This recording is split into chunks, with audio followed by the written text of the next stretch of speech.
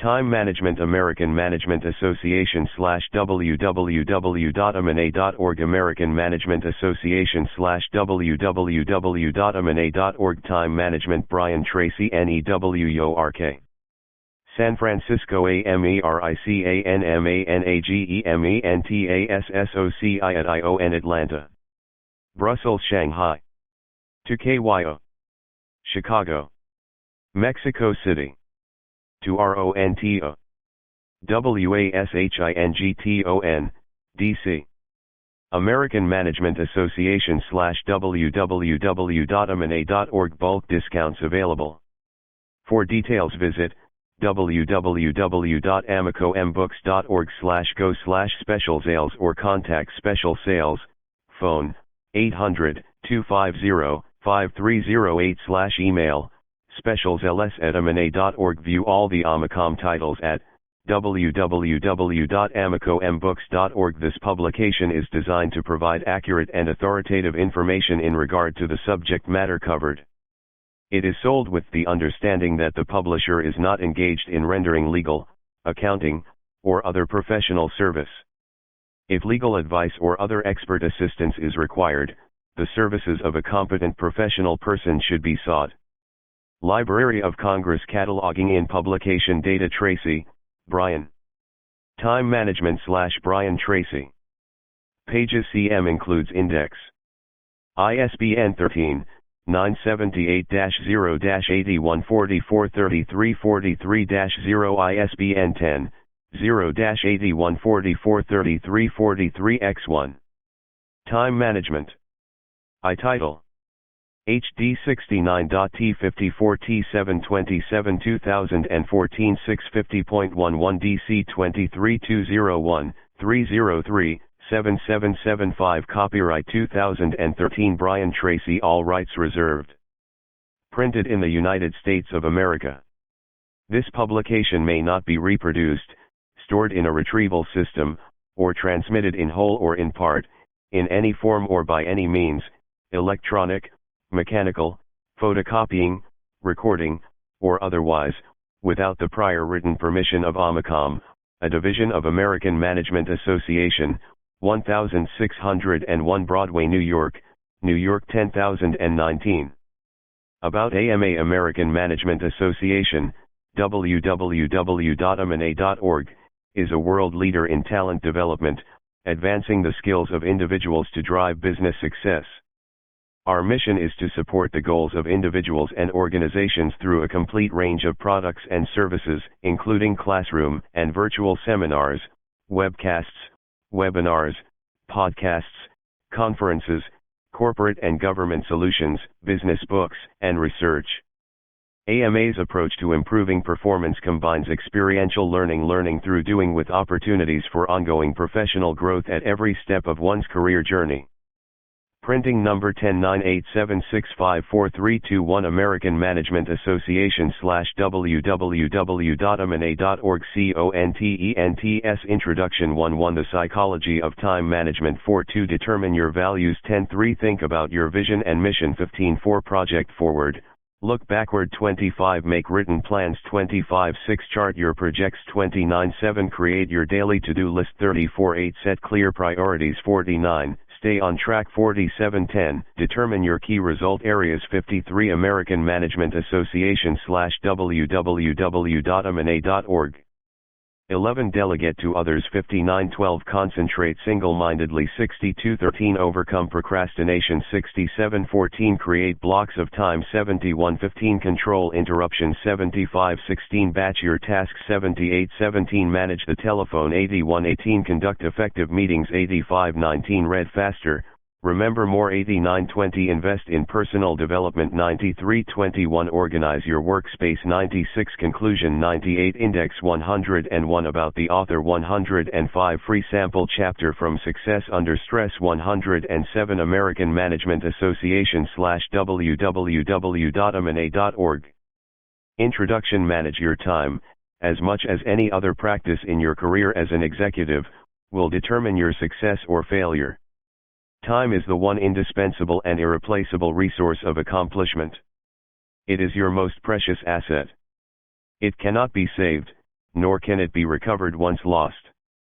Everything you have to do requires time, and the better you use your time, the more you will accomplish, and the greater will be your rewards.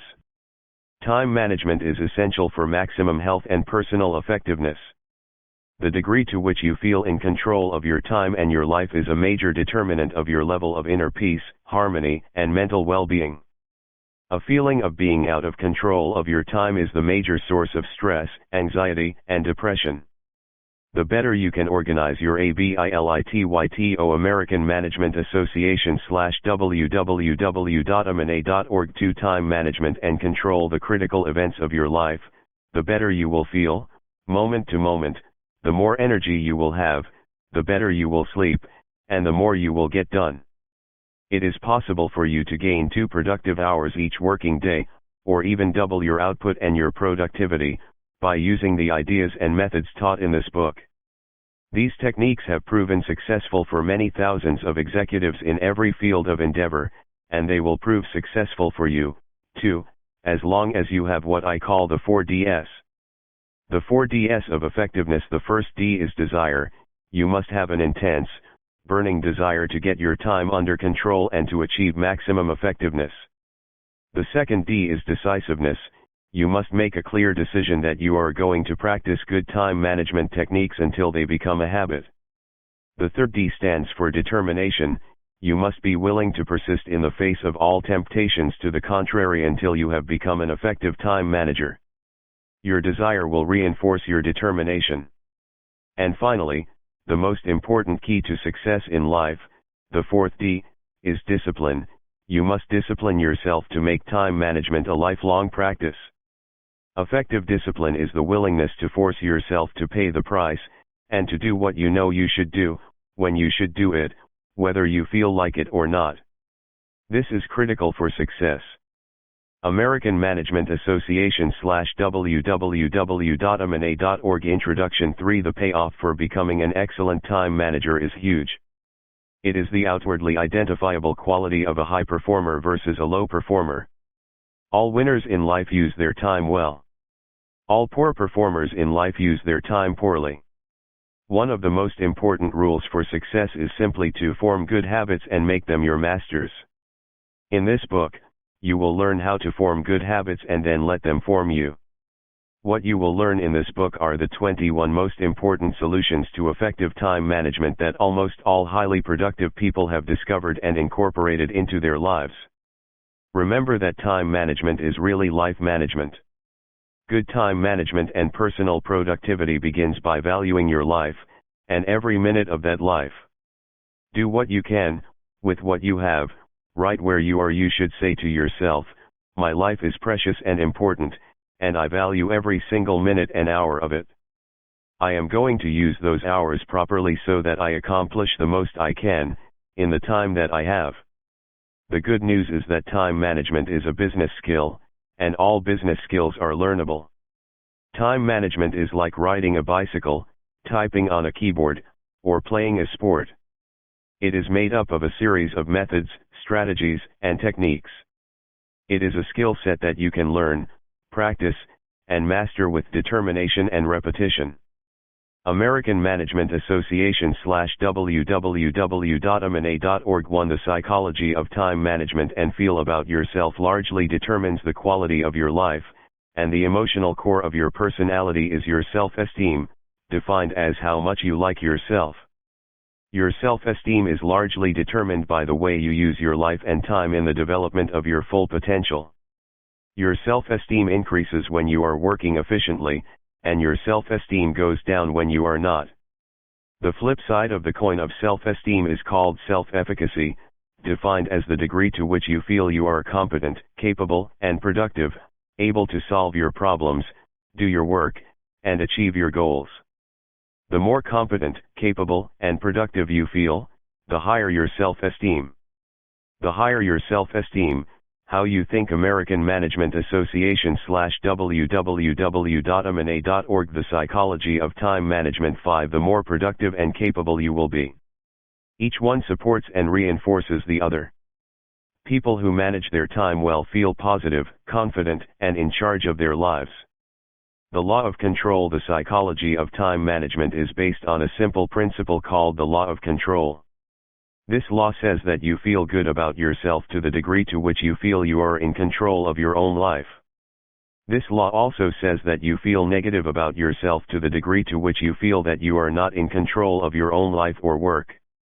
Psychologists refer to the difference between an internal locus of control, where you feel that you are the master of your own destiny, and an external locus of control, where you feel that you are controlled by circumstances outside yourself. When you have an external locus of control, you feel that you are controlled by your boss and your bills, and by the pressure of your work and responsibilities.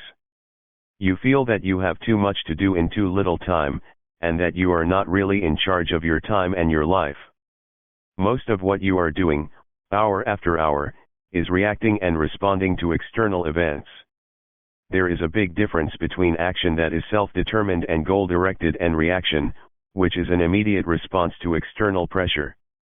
It's the difference between feeling positive and in control of your life and feeling negative, stressed, and pressured. To perform at your American Management Association /www.amana.org 6-time management best, you must have a strong feeling of control in the important areas of your business and personal life. Your thoughts and feelings in psychological terms. Each person has a self-concept, an internal master program that regulates his behavior in every important area of life. People with a high self-concept regarding time management see themselves and think about themselves as being well organized and productive. They are very much in charge of their lives and their work. Your self-concept is made up of all of your ideas, pictures, images, and especially your beliefs about yourself, especially regarding the way you manage your time. Some people believe themselves to be extremely well organized and efficient. Others feel continuously overwhelmed by demands of other people and circumstances. Beliefs become realities. What are your beliefs about yourself and your ability to manage your own time? Do you see yourself and think about yourself as a highly efficient and effective time manager? Do you believe you are highly productive and in complete control of your life and your work? Whatever your belief, if you think of yourself as an excellent time manager, you will naturally do those things that are consistent with that belief.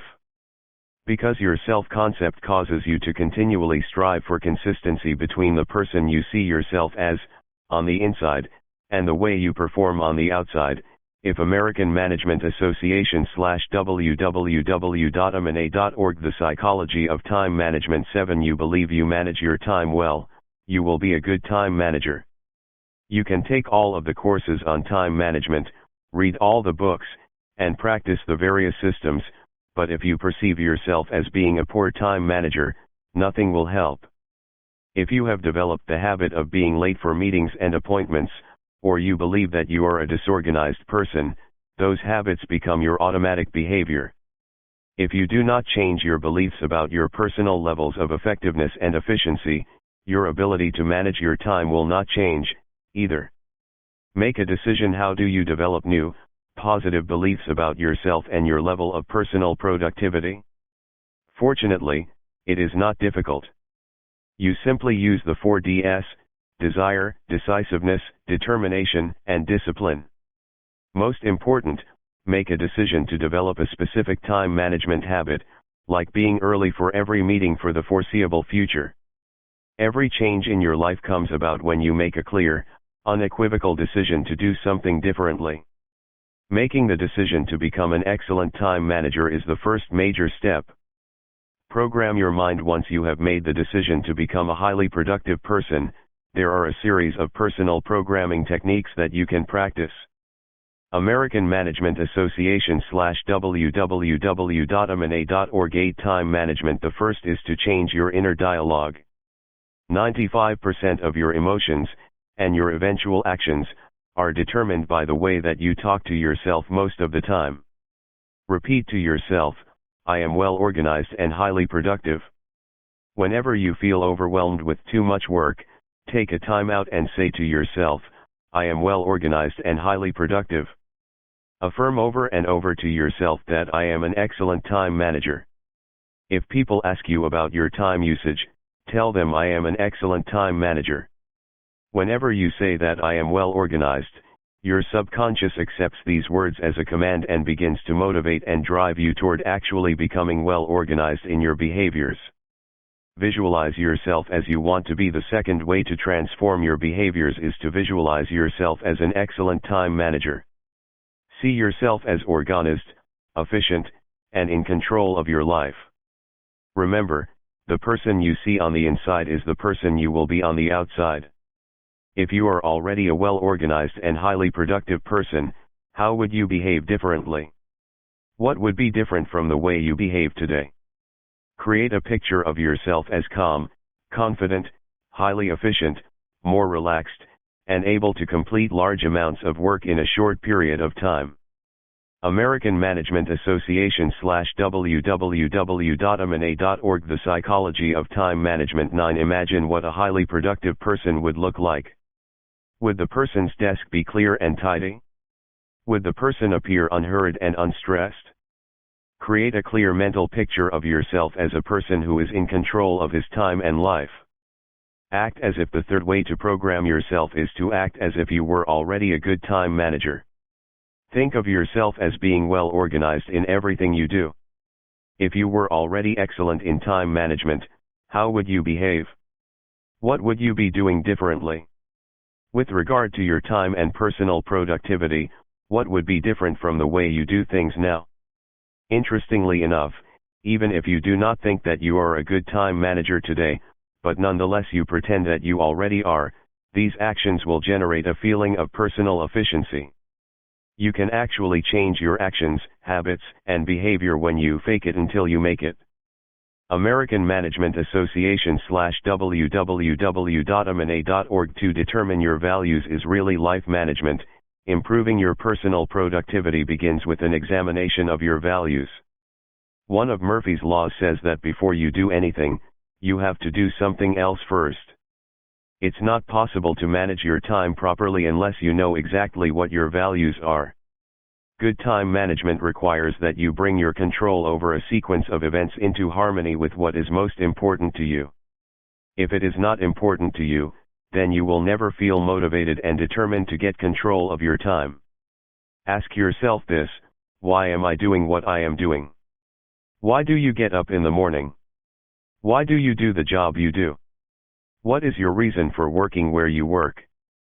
SINCE Time Management American Management Association /www.amana.org DETERMINEYOURVALUES 11 Meaning and Purpose Each person has a deep need for meaning and purpose in life.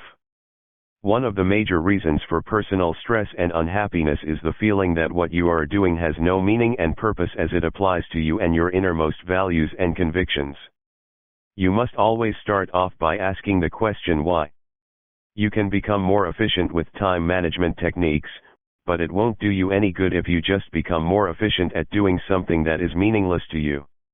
Greater efficiency will simply increase your sense of alienation, frustration, and anxiety. What do you value most? The next question you need to ask is, what do you value most in life? What do you really care about and stand for? What will you not stand for? You will only feel really happy, valuable, and worthwhile to the degree to which your day-to-day activities are in harmony with your values. Almost all stress, tension, anxiety, and frustration, both in life and in work, comes from doing one thing while you believe and value something completely different. There are many reports about executives experiencing burnout as the result of the stress of their work. But people who love what they are doing, and put their whole heart into their work because it is a reflection of their values, seldom experience stress or burnout of any kind. When you are American Management Association /www.amana.org 12 Time Management Living consistent with your values, you seem to experience a continuous flow of energy, enthusiasm, and creativity. Stress comes from working at things that are not consistent with your highest values. Examine your values, your innermost beliefs and convictions, and ask yourself what changes you could make to bring your activities, on the outside, and your life priorities, on the inside, more into alignment with each other. You are extraordinary. Realize and accept that you are a unique and wonderful person. Your values have grown and evolved over the course of your entire lifetime. They have emerged as the result of countless influences and experiences. They are part of your psychological and emotional DNA. They are part of your character and personality. They seldom change over time. Your job is to determine what your innermost values really are, and then to organize your life so that you are living and working consistent with those values. Analyze yourself. Here are 4-sentence completion exercises that you can use to gain better insight into the person you really are inside. Complete each sentence. I am. If a stranger were to ask you, who are you, really, what would be your answer? What are the first words that you would use to describe yourself? Would you describe 1. American Management Association /www.amana.org DETERMINEYOURVALUES 13 Yourself in terms of your work, your qualities as a person, your hopes, dreams, and aspirations. Select 3 to 5 words to complete the sentence. I am. If you were to interview the people around you, the people you live with and work with, and ask them the same question about yourself, what would they say? How would other people describe you in terms of your values and the person you really are? Based on the way you behave and treat other people, what conclusions would they come to about the person you are inside? 2 People are. Think of people in general, in the world around you. How would you describe the human race? Are people good, warm, and loving? Are people lazy, devious, or untrustworthy? Your answer will have a major influence on how you treat other people in every part of your life. It will determine just about everything you will accomplish as an executive and as a person with family and friends. 3 Life is your response. Here may seem simple, but it speaks to your entire philosophy of life. Positive, healthy, happy people see life as a wonderful experience, full of ups and downs, but certainly a great adventure overall. One of my favorite stories is about a young man who goes to an old philosopher and says, "Life is hard." The philosopher replies, "As compared with what?" As Helen Keller said, life is either a daring adventure or nothing at all.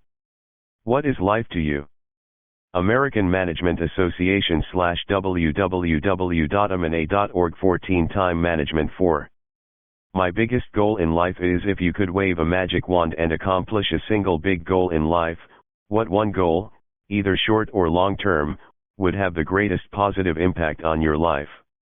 Now, complete these sentences.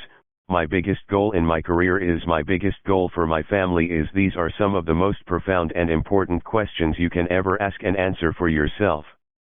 When you become clear about your answers, which will not be easy, you can then ask yourself what changes you would need to make to bring your time usage and your life priorities more into alignment with each other. Napoleon Hill observed that life only begins to become great when we decide clearly upon our most important goal in life. What are your most important goals? American Management Association /www.amana.org 3 Think about your vision and mission and most profound books written in the last few years is Daniel Kahneman's Thinking, Fast and Slow. His insight is that we need to use 2 different types of thinking to deal with the variety of situations we face in our daily lives. Fast thinking is the type of thinking that we use to deal with short-term tasks, responsibilities, activities, problems, and situations. We act quickly and instinctively. In most cases, fast thinking is entirely appropriate for our day-to-day activities. The second type of thinking that Kahneman describes is slow thinking. That's when you step back and take more time to carefully think through the details of the situation before deciding what you are going to do. Kahneman's 1OFTHEBEST American Management Association /www.amana.org 16 Time Management Insight is that the failure to engage in slow thinking when it is required and necessary is the cause of many of the mistakes that we make in life. To become excellent in time management, and to get your entire life under control, you need to engage in slow thinking on a regular basis. Start with the question, what am I trying to do?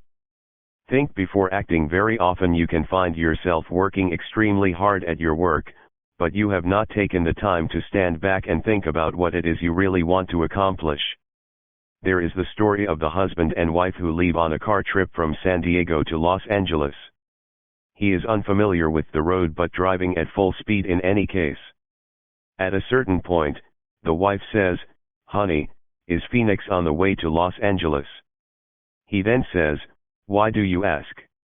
She answers, "Well, we just passed a sign that said we are on the road to Phoenix."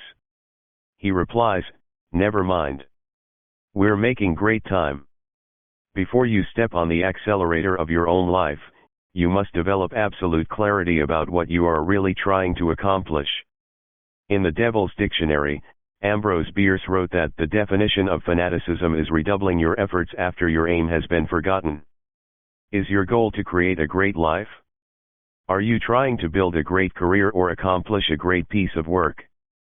Your Ability. American Management Association /www.amana.org. Think about your vision and mission. 17 To stand back and engage in self-analysis and introspection. Slow thinking is essential for you to organize your time in such a way that you are the most productive, and that you are achieving the greatest amount of joy, satisfaction, and happiness from what you do.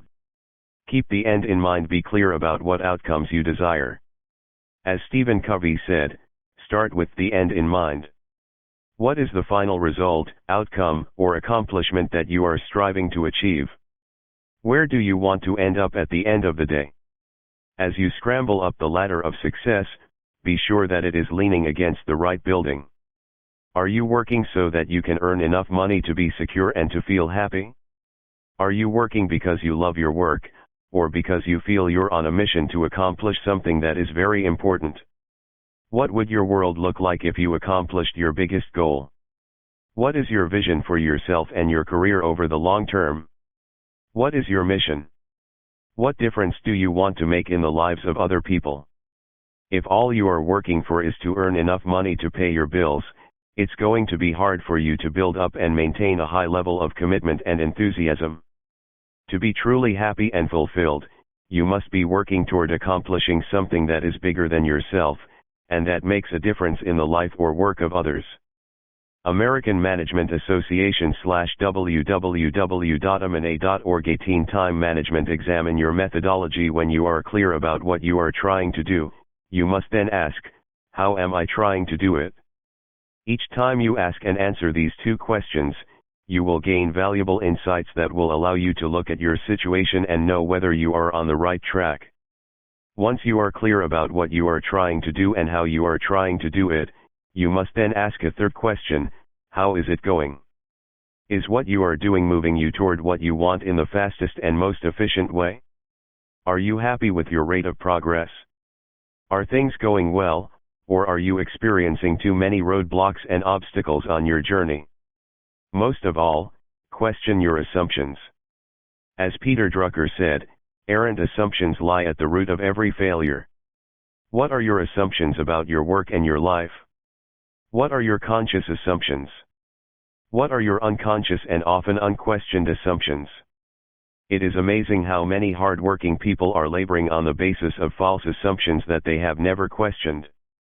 Seek a better way. As you ponder the how's it going question, you should also be considering another important question: could there be a better way? The fact is that there is almost always a different and better way to achieve a business goal. This other way may be faster, cheaper, easier, and more effective. American Management Association /www.amana.org. Think about your vision and mission. 19 There is a beautiful line that says, there is more to life than just increasing its speed. Many people are working very hard but going in the wrong direction on the wrong path. They are not clear about what they are trying to do and where they want to end up, but they don't want to face or deal with the possibility that they could be wrong. The process of asking tough questions requires slow thinking, but it can significantly increase the speed at which you achieve your business goals and your vision and mission. American Management Association /www.amana.org. For Project Forward, look backward. Important and valuable work that you do, in any field or profession. It's thinking. Your ability to think clearly about what you do and how you do it will have a greater impact on your future results than any other single action you take. There are some areas of your work where slow thinking is absolutely essential for you to perform at your best.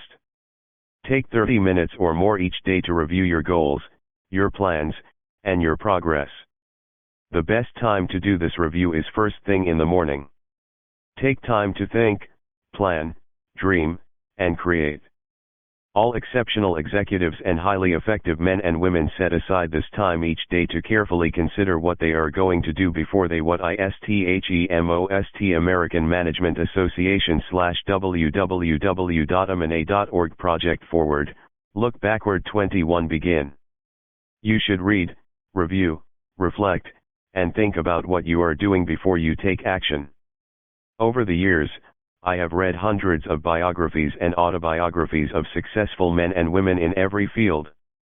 One common thread in these biographies that I discovered was that true greatness only emerges with introspection, retrospection, solitude, and contemplation. You will only achieve the greatness you are capable of when you begin to take time regularly to think about who you are, what you want, and the very best way to achieve it. Take the time to evaluate your life and your activities in a larger context. Think of where you are today and where you want to be in 5 years. Look at the activities that you are engaged in today and determine which of them can have the greatest impact on your future. This way of thinking will allow you to manage your time much better than you can even imagine at this moment. Sometimes, just one good idea gained in a period of solitude or contemplation can save you months and even years of hard work. Longtime prospective Dr. Edward Banfield of Harvard University conducted more than 50 years of research into the attitudes and behaviors of high-performing people, both in America and worldwide. He identified one special quality that seemed to separate the high performers from the low performers. He called it long-time perspective. Banfield found that high performers took the time to think far into the future, often 10 and 20 American Management Association /www.amana.org 22 time management years, and to develop absolute clarity about where they wanted to be in their lives and work at that time. They then come back to the present and make sure that everything they are doing in the moment is consistent with where they want to be in the future. This is a powerful technique that you can use, to project forward 1, 2, or 3 years, and imagine that your life situation is ideal in every way. Create a clear mental picture of what your work situation would be if it were perfect. From this vantage point of the future, look around you and describe your ideal life and work situation.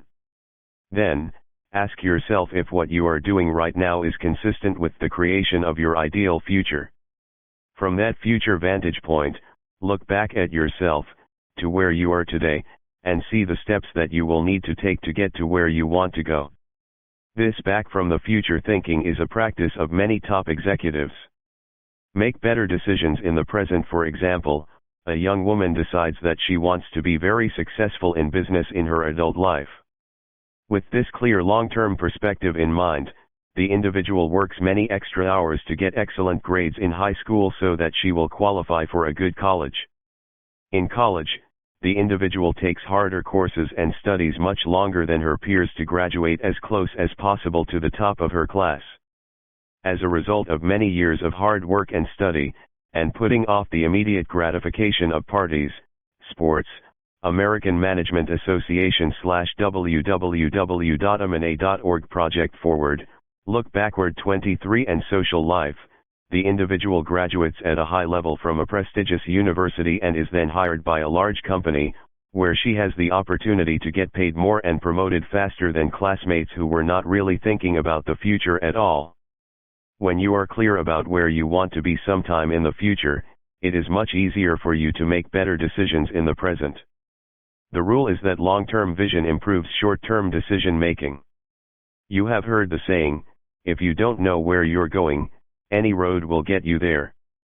The habit of developing long-time perspective is quite powerful. By projecting into the future and looking back to the present, you will often see steps that you could take, and mistakes that you could avoid. This exercise will help you to crystallize your values. It will give you the internal tools to organize your time and activities so that what you are doing today is moving you toward the creation of your ideal future. Ready for time management techniques. If you are not headed toward your desired destination, you don't want to get there any faster. If you are not moving in your own self-determined direction, there is no point in managing your time in a way that accelerates your speed of accomplishment. Time management strategies and tactics applied without a clear future vision will get you to a destination that holds no interest for you, only faster. American Management Association /www.amana.org 24 Time management. Once you are clear about your values, vision, and mission for your life and work, and you are clear about what it is you want to accomplish and the best way to achieve it, then, and only then, can you begin to apply some of the powerful time management techniques that are available to you. American Management Association /www.amana.org 5 Make written plans. Managers are good planners. They make lists and sublists to accomplish each major and minor objective. Whenever a new project crosses their desk, they take the time to think through exactly what they want to accomplish, and then write out an orderly list, in sequence, of every step necessary for the completion of the project. There is a rule that every minute spent in planning saves 10 minutes in execution. The time you take to think on paper about something you need to accomplish, before you begin work, will give you a return on personal energy of 1000%. 10 minutes saved for every minute that you invest in planning your work in the first place. All successful time. American Management Association /www.amana.org 26 Time management. Once you are clear about your goal, you then make a list of everything that you can think of that you will have to do to achieve that goal. Keep adding new items to the list as you think of them, until your list is complete. Organize your list two ways, by sequence and by priority. First, in organizing by sequence, you create a list of activities in chronological order, from the first step to the final step before completion of the goal or project. As Henry Ford said, the biggest goal can be achieved if you simply break it down into enough small parts. Second, you set priorities on these items, accepting that 20% of the items on your list will account for 80% of the value and importance of all the things you do. Setting priorities allows you to stay focused on your key tasks and activities without getting distracted.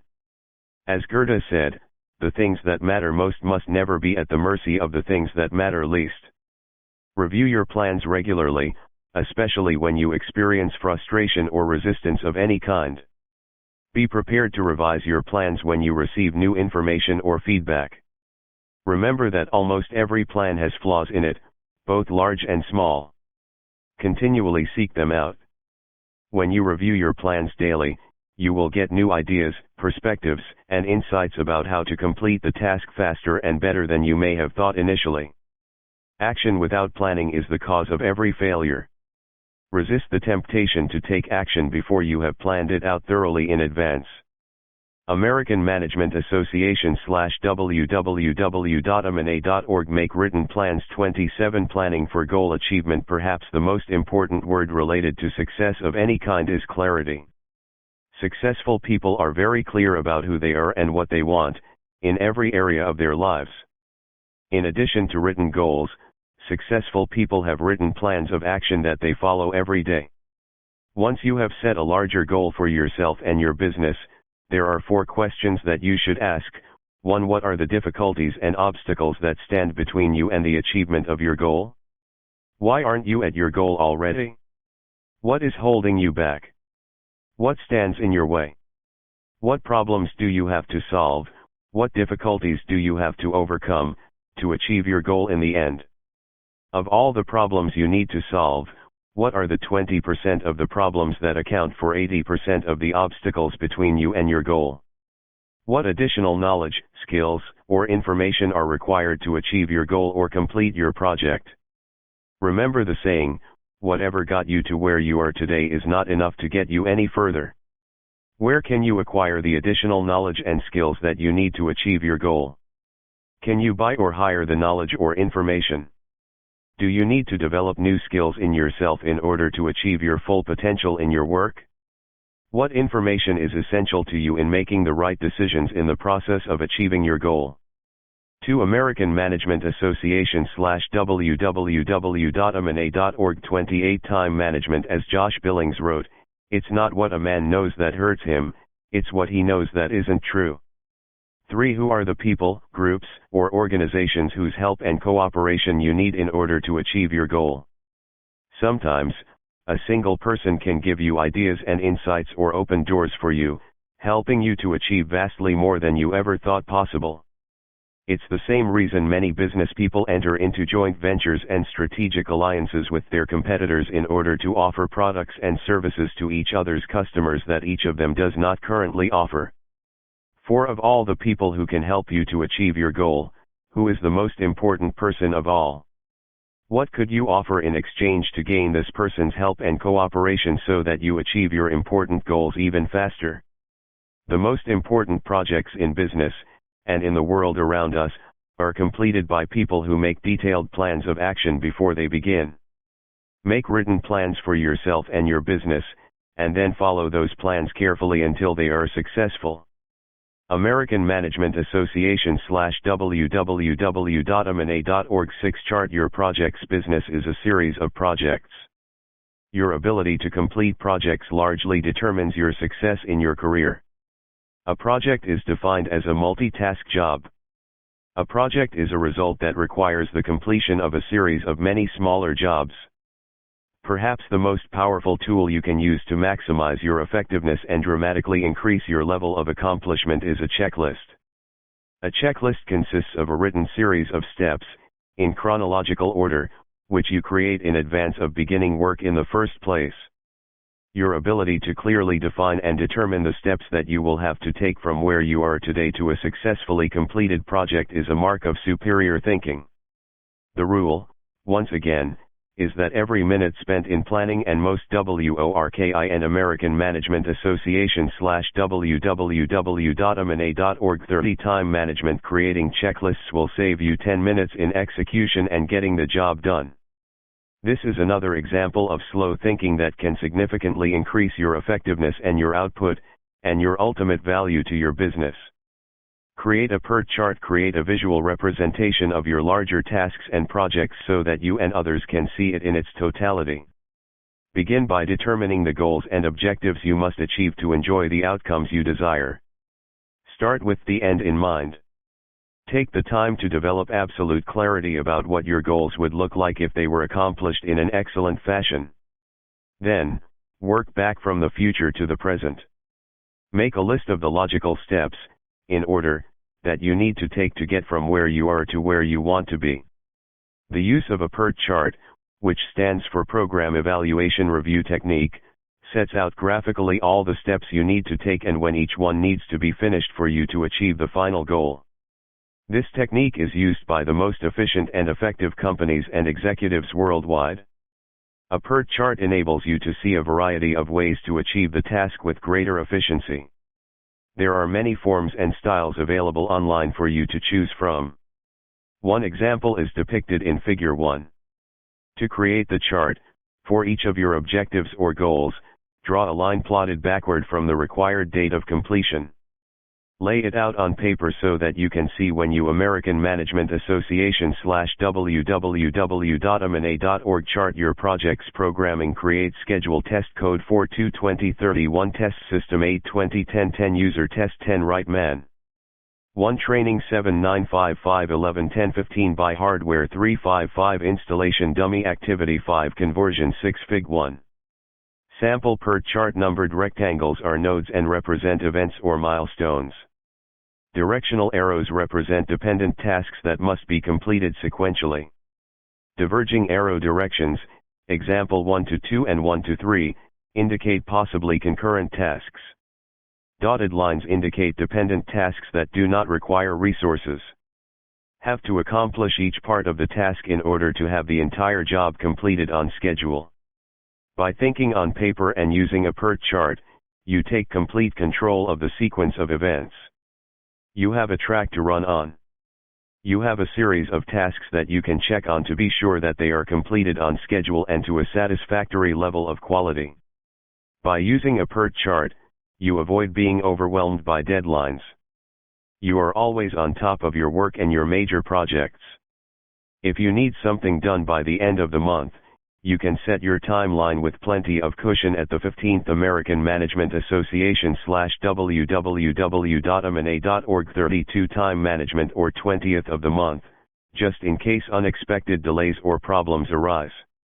Always remember Murphy's Law, whatever can go wrong will go wrong. The superior executive assumes that there will be problems, obstacles, unexpected delays, and failures to complete the job by the agreed-on schedule. These occurrences are a normal and natural part of business life. Your job is to keep your finger on the pulse of the project continually, and then to solve the problems and remove the obstacles that are bound to arise. Once you begin using a PERT chart, however, you may be quite amazed at how much more you accomplish and how many fewer hiccups or conflicts there will be between the steps. Set clear goals for everyone. You will accomplish more with clear, written goals for each key person involved in the project than you ever could with great conversations and good intentions. Make goals clear, specific, measurable, and time-bounded. Remember that what gets measured gets done. A goal without a deadline is not really a goal. It is merely a discussion. For every goal or sub-goal in the completion of a job or project, you must assign responsibility to a specific person. Who is going to perform this task? When does the task need to be completed, and to what standard of quality? Always ask these questions. Never assume that people know what you want unless you have made it perfectly clear. General Motors went from massive losses and bankruptcy in 2009 to a $4.9 billion profit in 2012. Dan Ackerson, American Management Association /www.amana.org chart year projects 33. The president of GM said that the most important part of the company's turnaround was the setting of clear goals for each key person and at each level of the organization. Before taking the position, he found that goals throughout the organization were vague, unclear, unenforced, and rarely achieved. After establishing clear, specific goals, all employees knew exactly what they had to do to keep their job and to move ahead. Remember, the most wonderful talent you have is your ability to think, especially to think things through in advance. The more time you take to think and plan, on paper, the better results you will get, and the faster you will get those results. American Management Association /www.amana.org 7 Create your daily to-do list. Powerful time management tool is a daily list of activities that you create to serve as a blueprint for your day. All successful time managers think on paper and work from a daily list of activities. Just as a pilot uses a checklist before every takeoff, effective executives take a few minutes to create a to-do list before they begin each day. The best time to make a list is the night before, so your subconscious mind can work on your list while you sleep. When you wake up in the morning, you will often have ideas and insights to help you achieve some of the most important goals on your list. At the end of each day, the last thing you do should be to plan out the next day. In a study of more than 50 highly PERHAPSTHEMOST American Management Association /www.amana.org CREATEYOURDAILETO, 35 effective corporate executives, 49 of the 50 said that the best time management system they had ever found was a simple pad of paper on which they wrote down everything they had to do before they began. Sleep better. Many people toss and turn at night trying not to forget something they have to do the following day. If you create a list before you go to bed, writing down everything you have planned for the coming workday, you will sleep far better and awake more refreshed. According to time management specialists, it takes about 12 minutes each day to write out a list of your tasks for that day. But this list will save you 10 times that amount of time in improved productivity. 12 minutes spent in preparing a daily list will give you a payback of 120 minutes, or 2 hours of increased productivity, when you actually begin work. That's an incredible payoff for such a simple task. The ABCDE method. Once you have made up a list of everything that you plan to do the next day, organize your list by applying the ABCDE method to your activities. The most important word in time management is consequences. A task is important depending on the potential consequences of doing it or not doing it. When you set priorities, you apply this principle to every task, and you always begin with the task that has the greatest consequences. This is where the ABCDE method is especially helpful. American Management Association /www.amana.org 36 Time management. Begin by making a list of everything you have to do the following day. Then, write an A, B, C, D, or E next to each item on your list before you begin work. An item that's marked A is something you must do. It is something that is important and there are serious consequences for either doing it or not doing it. Put an A next to those tasks and activities that you must accomplish in the course of the day if you are to fulfill your responsibilities. B items are those things you should do. There are mild consequences for doing, or not doing, B tasks, but they are not as important as A activities. The rule is that you never do a B activity when there is an A activity left undone. C activities are nice to do, but they have no consequences, either positive or negative. Chatting with a coworker, getting an extra cup of coffee, or checking your email are things that are nice to do, and often fun and enjoyable, but whether or not you do them has no consequences at all in terms of your effectiveness at your job. Time wastage sabotages careers. Robert Half International estimates that as much as 50% of working time is spent on C activities, things that make no contribution at all to the business. Each person is a creature of habit. Effective people establish good habits and make them their masters.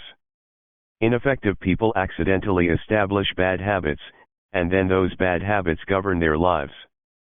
Many people get into the habit of coming into work and immediately engaging in time-wasting, low-value, no-value. American Management Association /www.amana.org CREATEYOURDAILETO, DOLIST 37 activities. As soon as they arrive, they find someone to chat with, read the newspaper, check their email, get a cup of coffee, and generally begin coasting easily through the day. But whatever you do repeatedly soon becomes a habit. It is unfortunate that the great majority of people at work today have established the habit of wasting most of their time on activities that contribute nothing to their businesses or to their careers. Don't let this happen to you. Delegate everything possible. Getting back to the ABCDE method, a D activity is something that you can delegate to someone else. The rule is that you should delegate everything that you possibly can to other people to free up more time for you to engage in your A activities. Your A activities, and their successful completion, largely determine the entire course of your career. An E activity is something that you should eliminate altogether. After all, you can only get your time under control if you stop doing things that are no longer necessary for you to do. It is normal and natural for people to slip into a comfort zone in the course of their work and career. They become comfortable doing certain activities in a certain way. Even after they have been promoted to higher level responsibilities, they continually slip back into doing things that are no longer really necessary, or that other people could do equally as well, or better. Ask yourself, what would happen if I did not engage in this activity at all? If it would make little or no difference to your business or career, it is a prime candidate for elimination. American Management Association /www.amana.org 38 Time management. Plan your work and work your plan. Never do anything that is not on your list. If a new task or project comes up, write it down on your list and set a priority for it before you start work on it. If you don't write down new ideas and activities, and instead react and respond to the non-stop demands on your time, you will quickly lose control of your day and end up spending most of your time on activities of low or no value. Any time management system is better than no time management system at all. There are many smartphone apps to help you manage your time. There are time management systems that you can install on your computer. You can use a written time management system that you carry with you and update regularly.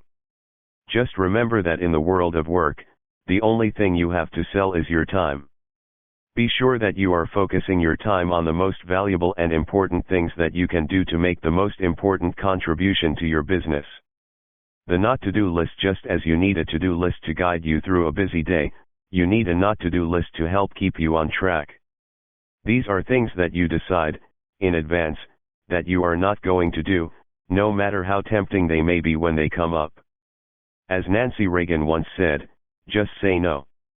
Just say no to any activity that does not represent the highest value of your time. American Management Association /www.amana.org CREATEYOURDAILETO DOLIST 39. No is the greatest time-saving word in the world of time management. And once you start using this word, it gets easier and easier to say. Remember, people are the greatest time wasters of all. When people ask you if you would do something or help them out in some way, ask yourself, would this be the most valuable use of my time, right now? If the answer is no, you can graciously reply, well, thank you for asking. Let me think about it and look at my schedule. I'll get back to you and let you know whether or not I can help you out. You can wait 24 hours, then contact the person and say that, unfortunately, you are swamped with work and deadlines at this point, and you won't be able to help out. Thank the person for asking for your assistance, and suggest that maybe next time you will have an opening on your calendar. Remember, you can only get your time under control if you stop doing things of low value. As they say, your dance card is already full. You already have vastly more work than you can ever get done. You will never get caught up on your current tasks and responsibilities, let alone the additional tasks and responsibilities that flow to you every single day. Instead, just say no. Say it early and say it often. In no time at all, you will have your time completely under your own control. American Management Association /www.amana.org 8 Set clear priorities. Time management. For more than 30 years, reading hundreds of books and articles on the subject, listening to countless audio programs, and attending seminars. Using the ideas that I have assembled, I have written books of my own on time management that are worldwide bestsellers, produced audio and video learning programs, and conducted seminars and workshops on time management all over the world. What I discovered was simple: all of time management boils down to helping you determine the most important task that you can do at the moment, and then giving you the tools and techniques to begin immediately with that one task, so you can keep working on it until it is complete. IHAVESTUDIED American Management Association /www.amana.org Set clear priorities. 41. I explained the ABCDE method in the last chapter. It is one of the most powerful priority setting methods ever discovered. There are a series of additional techniques that you can also use to set priorities. The Pareto Principle. In 1895, Italian economist Vilfredo Pareto concluded that the 80-20th rule seemed to apply to money, property, and the accumulation of fortunes in every society. After years of research, he discovered that 20% of individuals and families, those he called the vital few, controlled 80% of the wealth and property throughout Europe. The 80-20th rule seems to apply to almost all areas of human endeavor, especially tasks and responsibilities. That is, 20% of the work that you do will account for 80% of the value of all the work that you do. Peter Drucker says that often it is the 90/10 rule.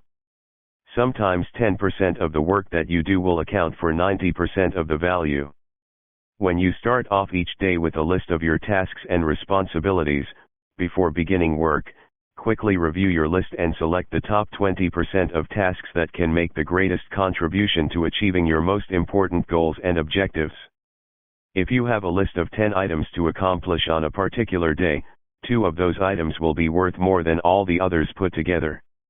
Your ability to clearly identify those 2 items and act on them first will largely determine your success in your career. American Management Association /www.amana.org 42. Time management put on the pressure. Here's another technique that you can use for setting priorities. Make up your daily list of activities and then ask yourself, if I were called out of town for a month, Starting tomorrow, what activities on this list would I want to be sure to complete before I left town? The greatest enemy of time management and personal productivity today is majoring in minors. Because of the natural tendency for each person to follow the path of least resistance and to settle into a comfort zone, it is normal and natural for people to begin with small, easy, fun, enjoyable, and usually unimportant tasks and activities at the beginning of the day. But alas, whatever you start doing at the beginning of the day quickly becomes the pattern that you will follow in the hours ahead. By the end of the day, you may find that you have spent all of your time on small and meaningless tasks, and you will have accomplished nothing of real value. Get more important things done. Another technique you can use is to imagine that you come into work on Monday morning and your boss approaches you with a dilemma. He has just won a fully paid vacation for 2 people, with first-class airfare, to a beautiful resort. His problem is that he is too busy to take advantage of this prize, but it is time-dated. It must be used starting first thing tomorrow morning. Your boss makes you a deal.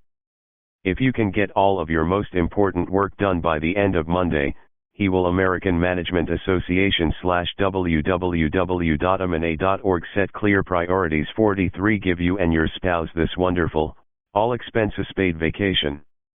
If you had this kind of incentive or motivation, what would you do?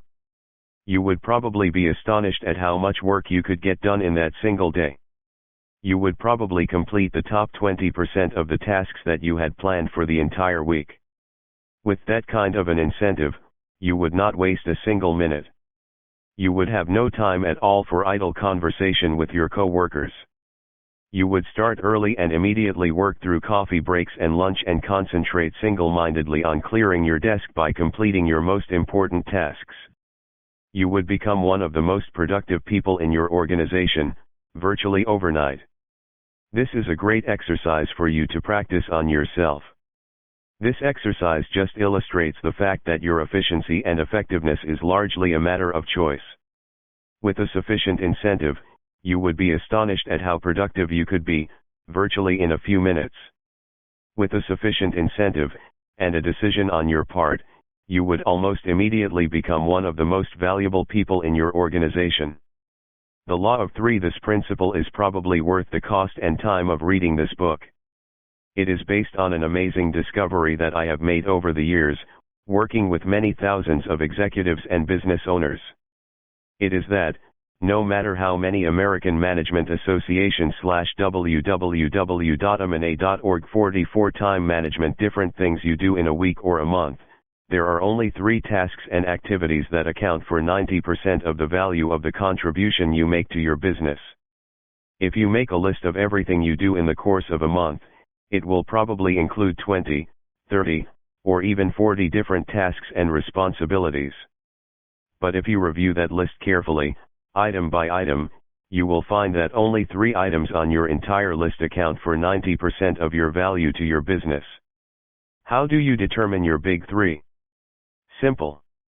Make a list of all your work tasks and responsibilities, from the first day of the month to the last day, and throughout the year. Then, answer these 3 magic questions. 1. If I could only do one thing on this list, all day long, which one activity would contribute the greatest value to my business? Your most important task, the one that accounts for the greatest contribution you can make to your business, will probably pop out at you from the list. It will usually be quite clear to you, as it is clear to the people around you. Put a circle around that item. 2. If I could only do 2 things on this list, all day long, what would be the second activity that would make the greatest contribution to my business?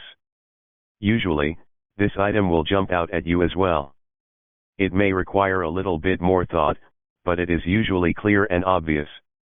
3. If I could only do 3 things on this list, all day long, what would be the third activity that would contribute the American Management Association /www.amana.org set clear priorities 45 most value to my business? When you analyze your answers, you will clearly see that only 3 things you do account for almost all the value that you contribute. Starting and completing these tasks is more important than everything else you do. Here's an important point: If you do not know the answers to these three questions, you are in serious trouble. You are in great danger of wasting your time and your life at work. If you do not know the answer to these magic questions, you will always end up working on lower value and often no value activities. If you are unclear for any reason, go to your boss. Ask what your boss thinks are the three most important things that you do to make your most valuable contribution at work. Ask your co-workers. Ask your spouse. But whatever you do, you must know the answers to these three questions. Pass it along. Once you are clear about your big three, you must help all the people who report to you gain clarity about their big three as well. There is no kinder or more generous thing that you can do for your staff members than to help them become absolutely clear about the most important things that they do to make the most valuable contribution to your business. In a well-managed department or organization, employees know exactly what the most important things are that they could do to make the greatest contribution. At the same time, every worker should know what every other workers American Management Association /www.amana.org 46 Time Management Big Three are. All day, every day, everyone should work, both alone and together, to complete one or more of those three big tasks. People who are dominated by fast thinking naturally react and respond to the demands and pressures of the moment. They continually veer off track and away from working on their highest priority tasks. But this practice is not for you. Before you begin work, take some time to think slowly, select your most important task, and then start work on that task to the exclusion of everything else. American Management Association /www.amana.org 9 Stay on track. Most valuable use of my time right now. Because it is the most important question in all of time management, ask it over and over again until it becomes an automatic guide that motivates and drives you to focus on your highest value task or activity. When you organize all of your time and work activities around the answer to this question, you will be astonished at how much more productive you become, and how quickly. Sometimes I ask my audiences, what is your most valuable financial asset? After they have thought it over and given me a couple of answers, I point out that the answer is actually your earning ability. Your ability to earn money represents as what ISTHE American Management Association /www.amana.org 48 time management much as 80% to 90% of your financial value in the world of work. Think of yourself as an earning machine. Every task that you work on contributes a value of some kind, either high or low. Your job is to focus on the most valuable use of your time and to discipline yourself to continually work on those few activities that contribute the greatest value to your work and to your business. A lifestyle principle. The selection of the most valuable use of your time applies to every area of your life as well. Sometimes, the most valuable use of your time, especially if you are working extremely hard, is to go home and go to bed early and get a good night's sleep. Sometimes the most valuable use of your time is to spend it face to face with the important people in your life. Sometimes the most valuable use of your time is to take excellent care of your physical health, by eating the right foods, taking time to get exercise regularly, and getting the proper rest and relaxation that you need to perform at your best. Sometimes the most valuable use of your time is just to spend it with your family or to read a good book rather than watching television. At other times, the most valuable use of your time will be to socialize, to get together with family and friends whose company you enjoy so that you can relax and de-stress. What matters most is for you to always be asking yourself this question, what is the most valuable use of my time right now? And then you discipline yourself to start and complete American Management Association /www.amana.org STONTRACK 49 that activity, whatever it is. When you begin to incorporate this one suggestion into your time management skills and your day, you will become one of the most efficient time managers of your generation. The important versus the urgent. In terms of your tasks and activities, setting priorities is largely about separating the vital few from the trivial many. There are 4 different types of tasks that you are faced with every day. Your ability to sort out these tasks into their proper categories can significantly increase your productivity. Each of these tasks can be put into a different box or quadrant. Quadrant 1, urgent and important. An important task is something that has long-term consequences for your career. An urgent task is something that cannot be delayed or put off. A task that is both urgent and important is something that is in your face. It is largely determined by external demands on your time, by tasks and responsibilities that you must start and complete in order to keep on top of your job. There are people you have to see, things that you have to do, and places that you have to go. There are customers to visit, tasks to complete, and activities that others are expecting you to accomplish. Most people spend most of their working day on tasks that are both vital and urgent. Your most important tasks, your highest priorities, are both urgent and important. This is called the quadrant of immediacy. American Management Association /www.amana.org 50 Time Management Quadrant 2, important, but not urgent. The second type of tasks are those that are important but not urgent. They can be delayed or procrastinated upon, at least for the short term. An example of a task that is vital but not urgent is an important report that you must have written, approved, and submitted by the end of the month. Or think about a college term paper. It is something that is vital to your grade at the end of the semester, but it is also something that can be put off for weeks and months, and often is. Most term papers are written the night before the deadline. What was at one time vital but not urgent suddenly becomes very urgent indeed. Throughout your life, you are surrounded by important but not urgent tasks. Reading important books in your field, taking additional courses, upgrading your skills and abilities are all vital to your long-term success, but they are not urgent. So, you procrastinate doing them. Most people who fail or underachieve in business have unfortunately put off upgrading their skills and abilities for so long that they are simply passed over and surpassed by other, more determined and aggressive people who want to enjoy greater rewards and responsibilities. Even something as simple as physical exercise is vital to your health, but not urgent. You can put it off for an extended period of time, and most people do. Doctors say that 85% of the major health problems that people have later in life could have been avoided if they had engaged in proper health habits, including diet and exercise, for most of their adult lives. These tasks fall into the quadrant of effectiveness. American Management Association /www.amana.org STONTRACK 51 Quadrant 3, urgent, but not important. You probably have people coming into your office, calling or messaging you, sending you emails, but your responses to them contribute little or no value to your business or your work. They represent tasks that are urgent but not important. These tasks fall into what is often called the quadrant of delusion. People think that because they are engaging in these activities during the working day, they must have some value, but they are just kidding themselves into career irrelevance. Many people spend as much as half of their time engaging in activities that are urgent but not important. They are fun, easy, and enjoyable, but they make no contribution to the work at all. Most of these activities involve idle conversation with co-workers, or low-value/no-value activities. Quadrant 4, not urgent and not important. The fourth type of activity that people engage in at work are those tasks that are neither urgent nor important. These activities fall into the quadrant of waste. Many people engage in activities that have zero value to either themselves or the company. Reading email spam or reading the sports pages, going shopping during the day, or driving around between appointments listening to the radio all are examples of activities that are neither urgent nor important.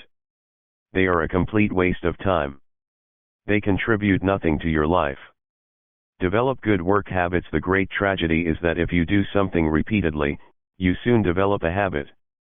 And a habit, once formed, is hard to. American Management Association /www.amana.org 52 Time Management Break.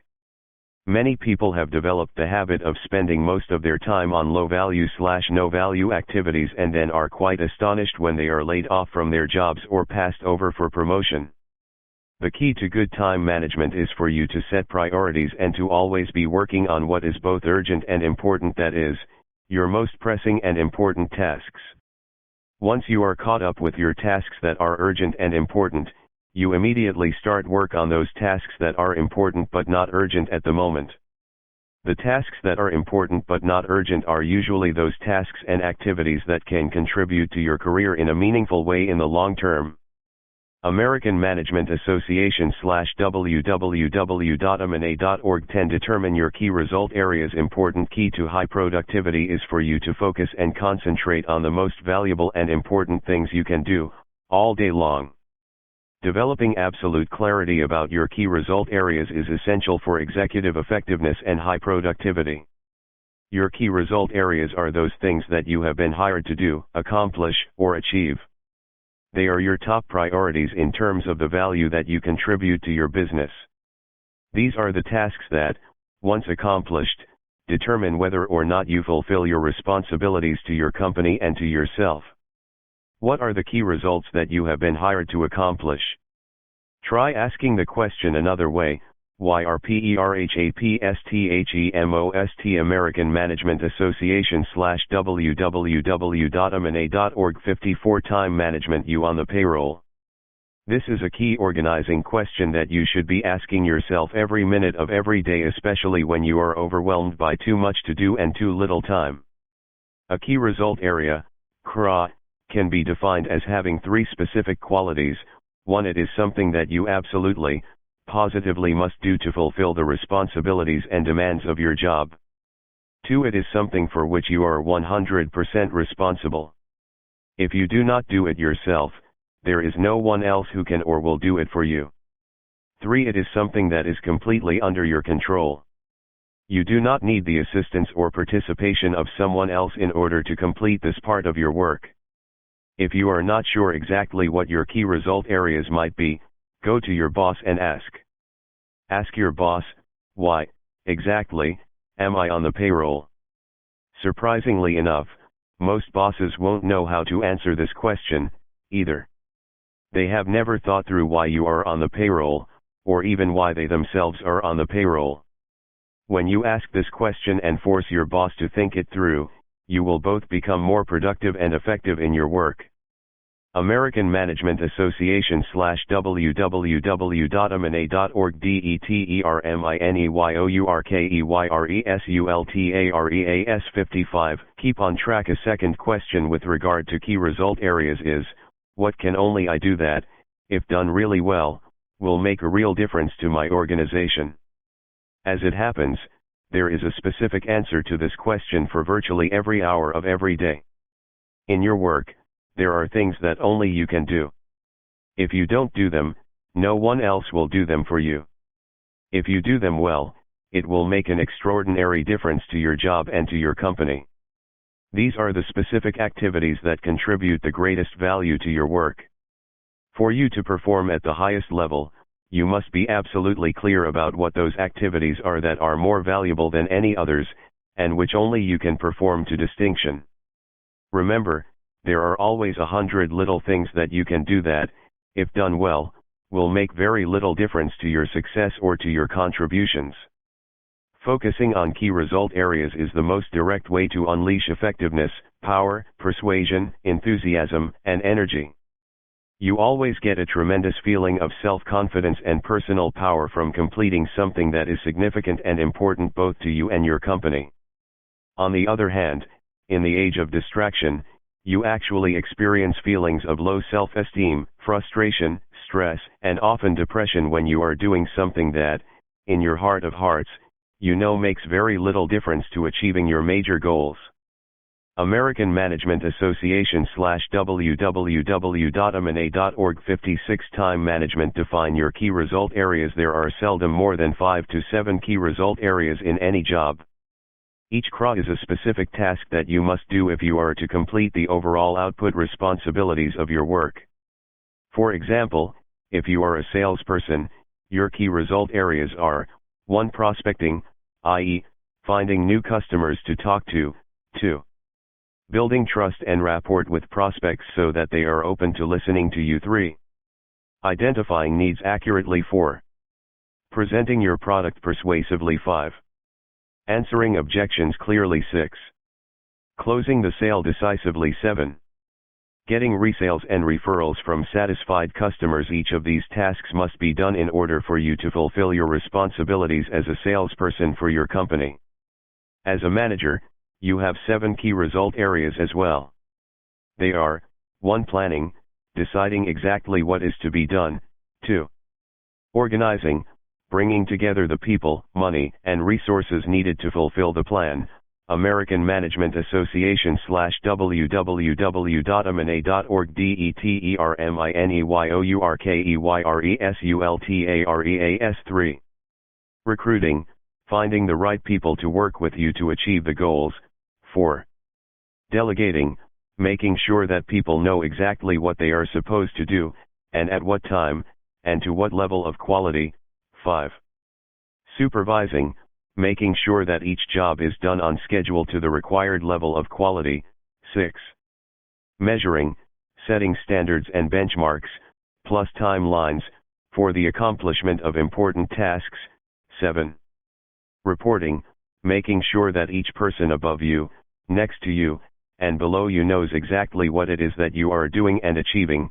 57. More than 90% of all of your problems in management, or in life, are from dropping the ball in one of these key result areas. It is like leaving out an important ingredient in a kitchen recipe. For some reason, the dish simply does not taste as good as it could. Clarity is essential. Everyone at every level of the organization should know what his or her key results are. Be sure that all employees who report to you are clear about the most valuable contribution that they can make to the organization. One of the greatest kindnesses that you can give to your employees is to American Management Association /www.amana.org. 58. Time management. Help them to be crystal clear about the most valuable and important things that they can do, and then to help them achieve those goals on time. No matter where you are in your organization chart, you need to know 2 things. First, what are your boss's key result areas? What is it that your boss has to accomplish that is more important to the success of the organization than anything else? If you don't know the answers to these questions, you cannot help your boss get his or her job done, which is very important to your own personal success. Second, you need to know what your own key result areas are. Furthermore, each person who reports to you must know the answer to this question about you as well. Each of your subordinates must also know what their key result areas are, in order of importance, and when they need to be accomplished. American Management Association /www.amana.org. 11. Delegate to others. Time management tools is for you to get someone else to do the task completely. Your ability to delegate lower value tasks to others who can do them at a lower hourly rate or salary is one of the vital skills of modern management. Delegate everything you possibly can to others who can do the tasks as well as or better than you. Use the 70% rule. If someone else can do a particular task 70% as well as you, this job is a prime candidate for you to get off your plate and onto that person's plate. 1. Multiply your value. Delegation enables you to move from what you can do personally to what you can manage. Delegation is the skill. American Management Association /www.amana.org. 60. Time management that allows you to leverage your talent and skill and multiply it times all the people who can be given smaller parts of the work. You always have a choice. You can do it yourself, or you can have someone else do it. High productivity requires that you always think in terms of the latter approach: who else can do this job rather than me? Delegation is learnable. Learn the skills of proper delegation. I have written an entire mini-book in this series that tells you everything you need to know to maximize your productivity through other people. Choose the right person to handle each task. Provide timelines, deadlines, standards of performance, and a review schedule. You can also delegate problem solving and decision making if they are among your duties and responsibilities. You can delegate information gathering and research. You can delegate every task that anyone else can do as well as, or almost as well as, you. With the skill of delegation, which is readily learnable, there is no limit that you cannot reach in your professional career. But without the ability to delegate efficiently and well, you will always end up with too much to do and too little time. You will end up doing too many things of low value or no value. You will never get caught up and on top of your job. And this can hurt your career. American Management Association /www.amana.org DELEG@ETOOTHERS 61. The best news is that all business skills are learnable. Every idea in this book is something that you can master with practice and repetition. You can become absolutely excellent at managing your time and go on to double and triple your productivity in the months and years ahead. American Management Association /www.amana.org 12 Concentrate single-mindedly. Single-handling are essential requirements for all great achievement. Concentration means that once you start on your most important task, you resolve to persevere without diversion or distraction. Your ability to concentrate single-mindedly on the most important use of your time is the number one requirement for success. You could meet every other requirement with intelligence, ability, and creativity, but if you cannot concentrate on one thing at a time, then you cannot be successful. You need to do first things first, one thing at a time, and second things not at all. If you do not discipline yourself to concentrate single-mindedly, you will invariably find yourself working on low-priority tasks. CONCENTRATION and American Management Association /www.amana.org CONCENTRATESINGLE, MINDEDLE 63. Always allow enough time for your top priorities. Figure out how much time it is going to take to do the job and then add 30% as a cushion, to take into account unexpected interruptions, emergencies, and responsibilities. With a 30% cushion, you will probably be quite close to correct in your estimate of the time necessary to do the work. This is one of the secrets to achieving high levels of productivity in your work. Earl Nightingale said that every great accomplishment in life has been preceded by a long, sustained period of concentration. Practice single-handling. Single-handling is one of the most important of all time management techniques and life management principles. Once you start a task, you stay with it until it is 100% complete. Single-handling requires that you do not continue picking up and putting down the same task, over and over, going off to something else and then coming back. With single-handling, once you pick up a task and begin on it, you discipline yourself to bring it to completion before you go on to the next task. Apply single-handling to your mail and correspondence. Deselect unimportant items immediately and then deal with the important documents only once, either by filing or responding to them right away. The principle of single-handling, made famous by time management expert Alan Lakean, comes from Time and American Management Association /www.amana.org 64 Time management motion studies comparing the output of people who concentrated single-mindedly versus the output of people who went back and forth on a task, going away and returning to that task many times in the course of task completion. What these studies found was that each time you put down a task and turn to something else, you lose momentum and rhythm, and you lose track of where you were in doing that job. When you come back to the task, you have no choice but to review your previous work, catch up to the point where you were when you broke off, and then begin again. This process turns out to require as much as 500% of the amount of time otherwise necessary to complete a task if you had started with it and stayed with it until it was 100% complete. In simple terms, single-handling can reduce the time you spend completing an important task by as much as 80%, and dramatically increase the quality of the finished work. Avoid multitasking. There is a good deal of argument today over the concept of multitasking. Some people feel that they are quite capable of performing at high levels of productivity while they are working on several tasks at once. The studies have now proven that this idea is totally false. What the experts have discovered is that multitasking is actually task shifting. The fact is that you can only do one thing at a time. If you stop doing one task to turn to another, American Management Association www.amana.org concentratesingle 65 task, you must shift all of your attention and energy to the new task.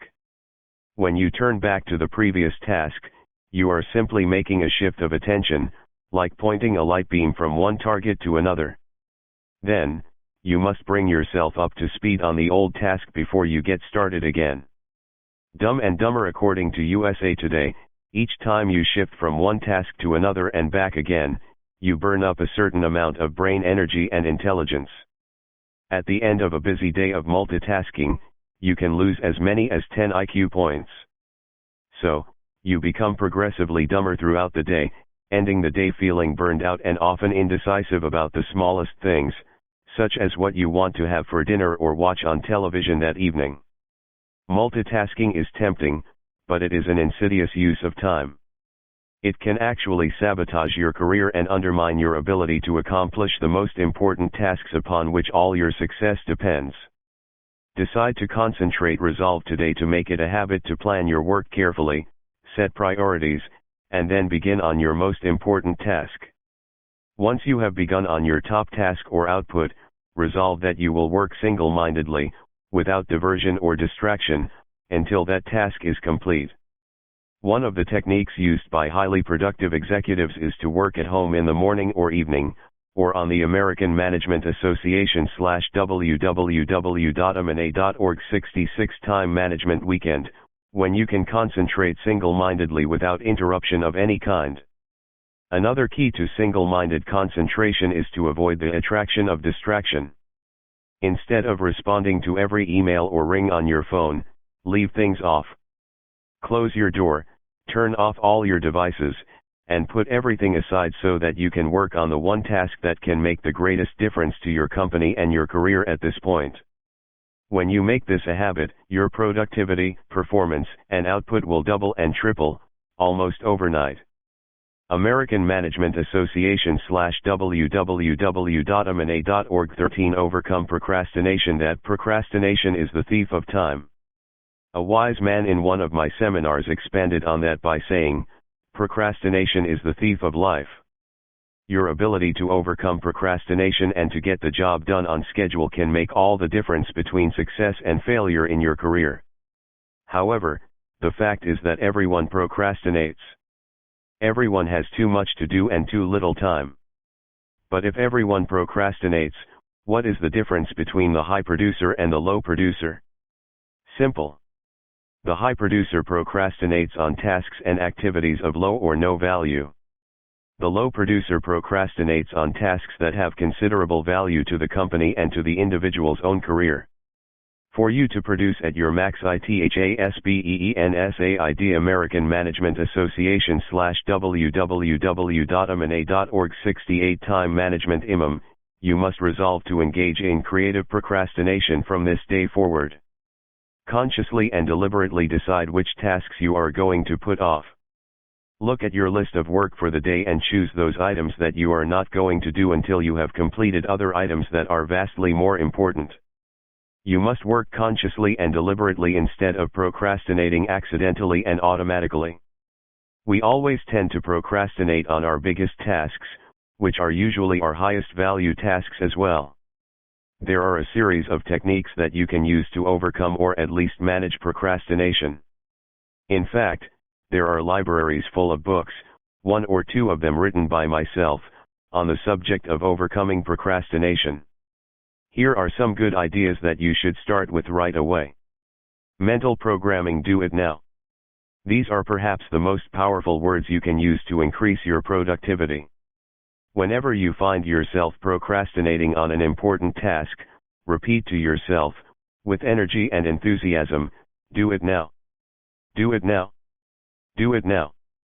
The amazing discovery is that after you have repeated these words 10, 20, or even 100 times, you will find yourself unconsciously impelled to stay on your most important task and complete that job before you do anything else. American Management Association /www.amana.org overcomeprocrastination 69 Completing larger tasks. Henry Ford once wrote, "Any goal can be achieved if you break it down into enough small parts. Any big task that you have to complete can be completed if you break it down into enough small parts." One of the best techniques of all is to divide your task into bite-sized pieces. Take a piece of paper and write down every small part of the task that you have to do, in sequence, from the first little job to the final job that completes the task. Then, discipline yourself to do number one on your list. Sometimes, the decision to take action on the first step on a large task makes it easier for you to do the next step, and the next step, and the next step as well. Sometimes just forcing yourself to start on a major task will help you to develop the momentum and energy necessary to work right through until the task is complete. The salami slice method, a variation of the bite-sized pieces technique for overcoming procrastination, is called the salami slice method. Just as you would not try to eat a loaf of salami in one bite, you do not try to do a large task in one time period. Instead, you salami slice the task. You reduce the size of the task by slicing off one small part at a time. You then resolve to complete that one small part before you go on to something else. Each time you sit down with your major task, especially if you are overwhelmed with other pressing responsibilities, resolve to complete one part of the task at a time. Often this American Management Association /www.amana.org 70 time management strategy will get you started on the project and make it easier to complete parts 2, 3, 4, and so on. Develop a sense of urgency. One of the rarest and most valuable human qualities in the world of work is a sense of urgency. It is estimated that only about 2% of people move quickly to get the job done. When you develop a reputation for having an action orientation and for getting the job done quickly, you'll move on to the fast track in your career. When 300 chief executive officers were asked what employees could do to put themselves on the fast track in their corporations, 85% of the top executives had the same reply. The most important qualities that they looked for were 1, the ability to set priorities, and 2, the ability to start on the most important job and get it done quickly and well. When you develop a reputation for starting on your most important tasks and completing them quickly and well, you will be happily surprised at all the wonderful opportunities that will open up for you. American Management Association /www.amana.org 14 Create blocks of time. UREQUIREUNBROKEN blocks of time for maximum accomplishment. The more important your work is, the more important it becomes for you to establish blocks of time to work on serious projects. You need a minimum of 60 to 90 minutes to accomplish anything worthwhile. It takes about 30 minutes just to get your mind into a complex task, like preparing a proposal, report, or even planning an important project. Once you are into the task, you can then concentrate single-mindedly, at a high level of awareness and creativity for the next 60 minutes or more of serious, focused work. American Management Association /www.amana.org 72 Time management. Don't mix creative and administrative. You cannot mix creative tasks with functional or administrative tasks. You cannot really do operational tasks and creative tasks simultaneously. They require fast or slow thinking, but not both. Office activities require fast, short-term thinking. Creative tasks require thought, planning, and application. Think of creative time as your internal prime time and operational time as your external prime time. And don't mix them up. You cannot do big creative jobs requiring focus and concentration in a typical office environment unless you put up a "Do Not Disturb" sign on that door. Otherwise, you must be creative in finding ways to get away from your work environment so that you can complete the tasks that your career really depends on. How to create chunks of time. Here are several recommendations for creating blocks of time, any one of which can dramatically improve your effectiveness and efficiency. First, work in the morning when you are the freshest and most alert. Many of the most productive people in business discipline themselves to go to bed early and then arise at 5 o'clock or 6 a.m. so that they can work for 60 to 90 minutes uninterrupted before they go into the office. Even if you get into the office a bit late, in those 90 minutes of uninterrupted work, you will accomplish as much as the average person does in an office environment in 3 hours. American Management Association /www.amana.org CRE@EBLOCKSOFTIME73. Another time that you can use to your advantage is lunchtime. This is a great opportunity for you to shut off your phone, turn off your internet connection, and remove other distractions while everyone else is out of the office having lunch. You'll have 60 straight minutes of peace and quiet where you can work single-mindedly to clear up some of your most important tasks. Do not disturb. Another strategy you can use is to close your office door for certain periods each day during which you work single-mindedly on your biggest tasks. Many executives will get a do not disturb sign from a hotel and hang it on their door handle at work. Everyone knows that while the sign is on the door, no one is allowed to interrupt them except in the case of a real emergency. My controller, a talented and skilled woman, complained to me that she was overwhelmed with non-stop interruptions from different people. As a result, she was unable to get her detailed accounting work done and send out her financial statements and reports on schedule. After I recommended that she put a do not disturb sign on her door and work non-stop for 1 hour in the morning and 1 hour in the afternoon without interruptions, it transformed her work life. She told me afterward that, within a few days, she was totally caught up. Even more, none of those interruptions turned out to be so important that they couldn't wait for a later time.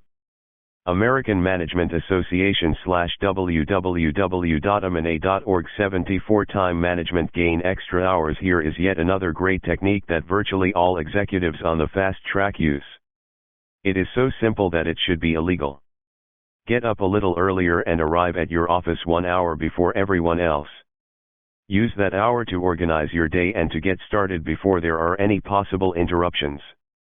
Then work through lunch and gain 1 more hour of productivity. Finally, stay 1 hour later, after everyone else has gone home, and use that time to wrap up your day and complete your most important tasks. This is an amazing technique. By adjusting your day in this way, you beat the traffic on your way to work and you beat the traffic on the way home. In between, you add 3 productive hours to each working day. You accomplish 2, 3, or even 5 times as much as the average person who works regular hours.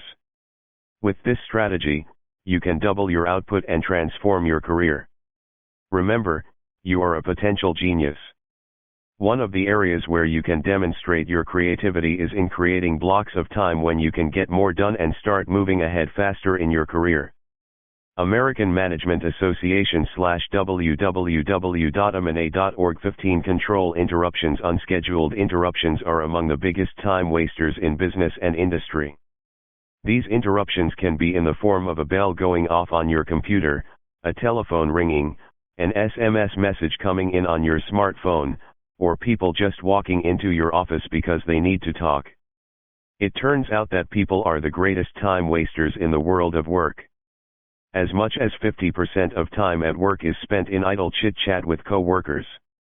Many people come into work in the morning and begin chit-chatting with their co-workers, and then continue for the next 2 or 3 hours. In many environments, people don't really start serious work until about 11 a.m., and then soon it is time to break for lunch.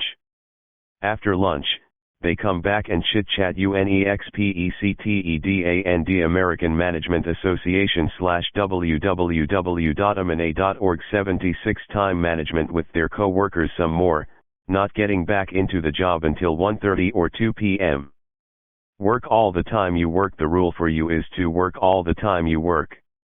When you go into your workplace, begin work immediately. Do not chat with others, read the newspaper, or surf the internet. Since you planned out your day the evening before, you begin immediately on your most important task, and keep working, task by task, until you get your most important jobs done. Minimize interruptions when someone phones you, cut to the chase immediately. Say something like, "Hello, Bill. It's nice to hear your voice. What can I do for you?" Get right to the point. Don't waste time. Before you call Bill, quickly write out an agenda of the points you want to cover in your phone call.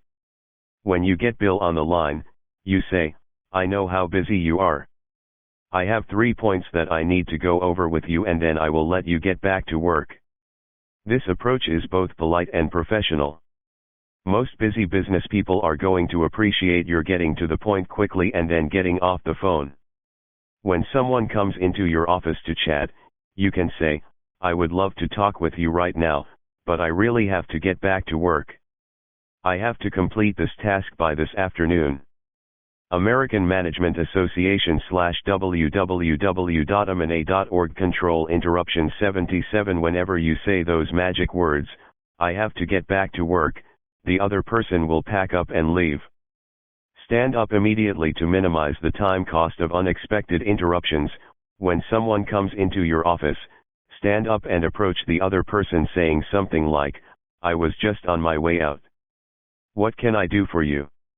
Then, you walk with the person out of your office and back into the hallway, talking and listening. When the person has finished talking, you then let him go back to his work, and you return to your office and your work. Another technique is to take outside visitors to a separate meeting room rather than bringing them into your office. Then, you politely set a time limit at the beginning of the discussion by saying something such as, "I have an important call coming in from our agent in London at exactly 3:15. I can't get out of that appointment. I'm sure we can cover everything we need to cover by that time." In his book The Effective Executive, Peter Drucker makes the point that not only do people waste your time, but you waste the time of other people. He suggests that you have the courage to go and ask other people, "What do I do that wastes your time?" When you invite people to be perfectly honest with you in answering this question, you will be quite amazed at the ideas you'll hear to help increase their efficiency and effectiveness, and your own as well. American Management Association /www.amana.org 16 Batch your tasks. Task simply means doing similar things at the same time. There's a learning curve in everything you do. When you complete a series of similar or identical tasks all in a row, the learning curve allows you to reduce the time required to complete each task by as much as 80% by the time you complete the fifth identical task. For example, in writing letters and correspondence or answering email, you bundle them all together and do them at the same time. You batch your telephone calls and return them all in a row. If you have to interview a number of people, interview them consecutively, one after another. Do all your similar tasks at the same time rather than doing a little bit now and a little bit later. BATCHINGYOUR American Management Association /www.amana.org BATCHYOUR Ta SKS 79 Use email as a servant. How you deal with your email is going to have a major impact on your career. There are some people who are slaves to their email. They have a bell that goes off each time a new email comes in, and whatever they are doing, they turn immediately to their inbox to check on the message. In effect, they switch tasks and then return to what it was they were doing, immediately losing momentum, clarity, and output in their most important tasks. Tim Ferriss, in his best-selling book The 4-Hour Workweek, explains how he went from being a slave to his email 12 to 14 hours a day to mastering the process completely. First, he decided to only answer his email twice a day, at 11 o'clock in the morning and 4 in the afternoon. Then he went from twice a day, to once a week. Even when answering emails once a week, his efficiency, effectiveness, productivity, and income increased. Julie Morgenstern, the time management expert, wrote a book called Never Check Email in the Morning. This title and the very idea come as a shock to most people. They can wait. Some of the most productive people I know have an automatic response on their email. It reads something like this: "I only answer my email twice a day because of my busy schedule. If you have sent me an email, I will get back to you as soon as I possibly can. If this is an emergency, call this number and speak to this person." American Management Association /www.amana.org. 80 Time Management. A busy journalist told the story of going to Europe for 2 weeks. His email was inaccessible for the entire time. When he returned, he had more than 700 messages waiting for him. He knew that it would take him many hours, even several days, to go through 700 emails. So he took a deep breath and pressed delete all.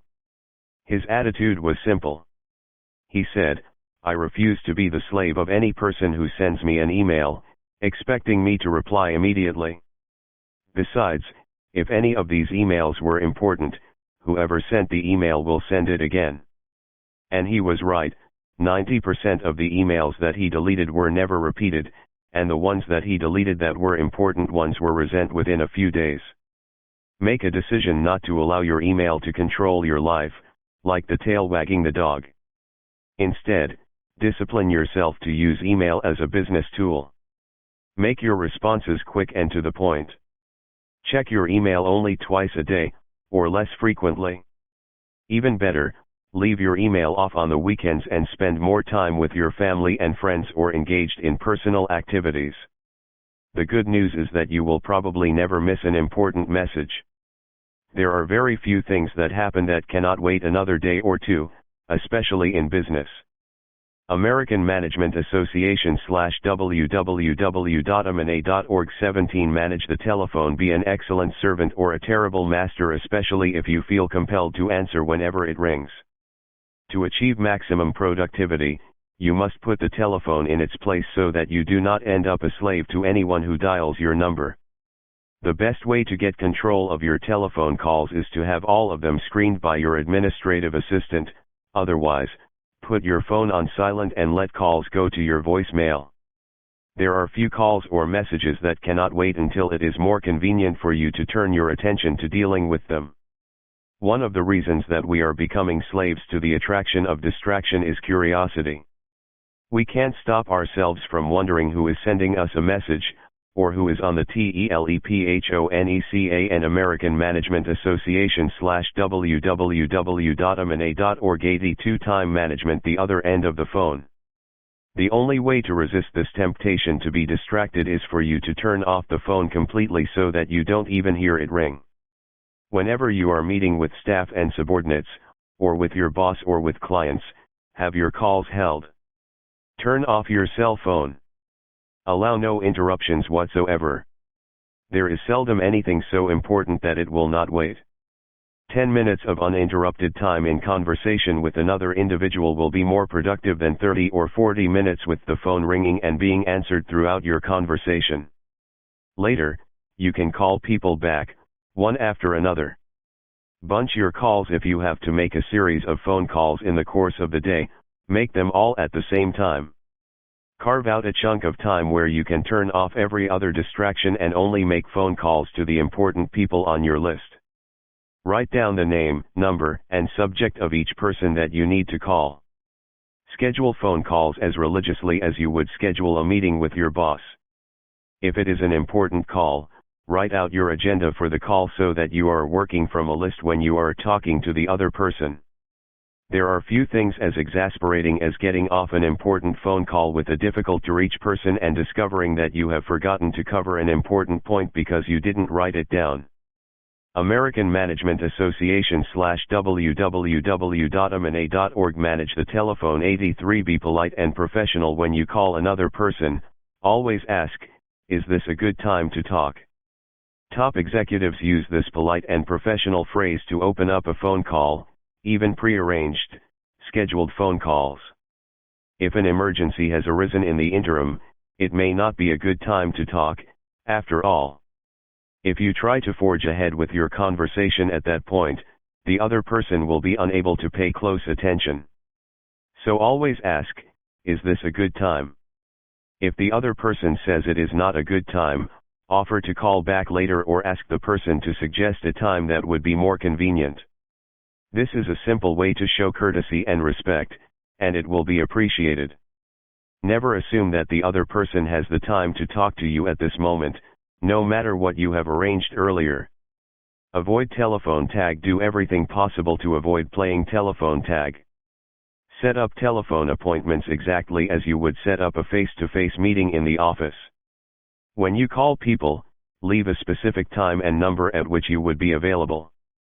When people call you, and you can't always speak with them, have your secretary get a callback time that is convenient for the caller.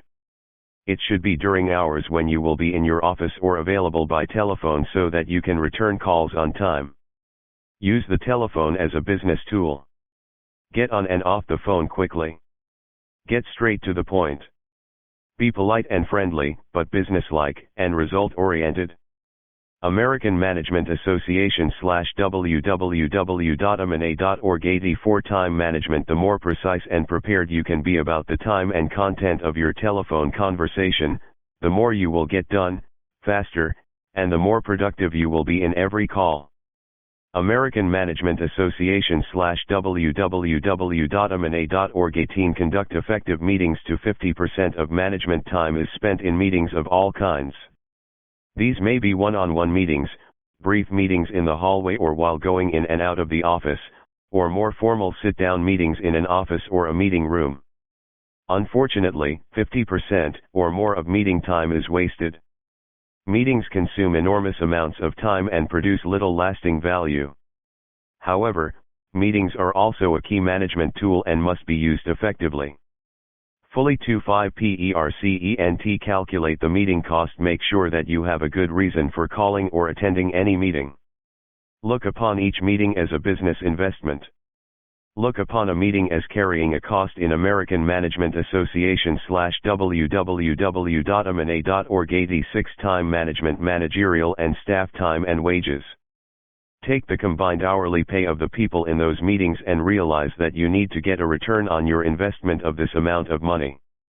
If you have 10 people in a room who earn an average of $50 per hour, then it is going to cost $500 out of the bank account of the company for a 1-hour meeting. If someone wanted to spend $500 on a project and came to you for approval, you would want to know what the company would get from this expense. You would probably want to think about it for a while before you approved it. You might even demand more information and details before you are comfortable authorizing an expenditure of this size. Treat each meeting the same way. Avoid unnecessary meetings. Always ask if this meeting has to be held at all. Whenever a meeting is unnecessary, it is necessary not to have the meeting. If you personally don't need to attend a meeting, then don't attend. If you are organizing the meeting, ask yourself who is essential to the meeting, and invite only those people. Refrain from inviting people who don't need to be there just to make them feel good or important. Prepare an agenda. Prepare an agenda for every meeting, and always follow a written agenda. Prioritize the items on the agenda and deal with the most important ones first, in case you run out of time. As the meeting leader, your job is to keep the discussion on track and push for closure on each item before moving on. American Management Association /www.amana.org Conduct effective meetings. 87 Start and stop your meetings on time. If you have people who are chronically late, you might consider locking the door shortly after your start time. Another strategy is to assume that the latecomer is not coming at all and just begin the meeting. Once the meeting begins, ensure that there will be no interruptions while you are in the meeting. In his best-selling book What Got You Here Won't Get You There, Marshall Goldsmith says that one of the biggest flaws in leadership is the tendency to dominate meetings that are attended by the leader's subordinates. Because you are the boss, everyone listens when you speak. Over time, people learn not to say anything or to interrupt, but just to let you continue speaking as long as you want, on any subject that you want. Ask more questions in a meeting. Be like the wise old owl that has 2 ears and 1 mouth. Use your ears and your mouth in exactly that proportion. Ask more questions and listen more closely than you talk or contribute to the agenda. Use a meeting to elicit the very best thinking of each person in the room, which is not possible if you are talking all the time. The best and most efficient meetings are stand-up meetings. You can hold this type of meeting, perhaps in your office, only no one sits down and whatever needs to be discussed is discussed quickly and succinctly so that everyone can get back to work. American Management Association /www.amana.org 88 Time management. It's simple to convene such a meeting. You say, in the interest of time, because I know how busy everyone is, let's hold a stand-up meeting. That way we can cover everything and get back to work faster. Since people usually are busy, you will find that, given the right time and place, this type of meeting is very much appreciated by your staff members. As Peter Drucker once wrote, anything more than 25% of managerial time spent in meetings is a sign of malorganization. American Management Association /www.amana.org 19 Read faster. Remember, more business person today is reading thousands of words of emails, reports, news stories, business information, magazine articles, and other data. To be successful today, you have to keep current with your reading requirements. We live in a knowledge-based society, and one key piece of information can have an immediate effect on your work and your decision-making. Take some time to be selective about what you read. The best time saver in the world of reading and keeping current is the delete button on your keyboard. Use it early and use it often. Resist the temptation to spend time reading things that are not of immediate value or relevance to your life and work. The AVERAGE American Management Association /www.amana.org 90 Time management. Learn to speed read. You cannot avoid all of the incoming information, but you can sort it and go through it at a time and place that makes sense to you. One of the most important skills you can develop is to learn to speed read. If you have never taken a course in speed reading, you should do it now. This one course will allow you to triple your reading speed and level of retention, probably in the first 2 lessons. The technologies that have developed in speed reading are quite phenomenal, and anyone can learn how to read 500 to 1000 words per minute with high levels of comprehension. Bunch your reading when you come across valuable items, summaries, or pieces of information on the internet. Print them out and put them into a file, or put them aside in a separate digital file on your computer for reading later. Instead of task shifting, that is, switching away from the work that you are doing to read a recent piece of information, put it aside to read at a later time. Once you get into the habit of doing this, you will be amazed at how much more you read, and how much more attention you can give when you do read that material. With regard to newspapers especially, you can either have the most important information published in newspapers come to your computer on a daily basis, or you can read the paper version. In either case, skim quickly and read only what is relevant to you. In news reporting, the most important information is usually in the headline and the first para. American Management Association /www.amana.org READFASTER 91 Graph. Very often, you do not need to read all the details in the story to understand exactly what has happened. Read selectively. Magazines are designed and crafted in a way to get you to read through the magazine page by page. This is so that you will get the maximum exposure to the advertisements in the magazines. It's the same with newspapers. For this reason, you must read magazines, journals, newspapers, and newsletters selectively, reading only what is relevant and important to you. Review the table of contents and go straight to the articles of interest to your life and work.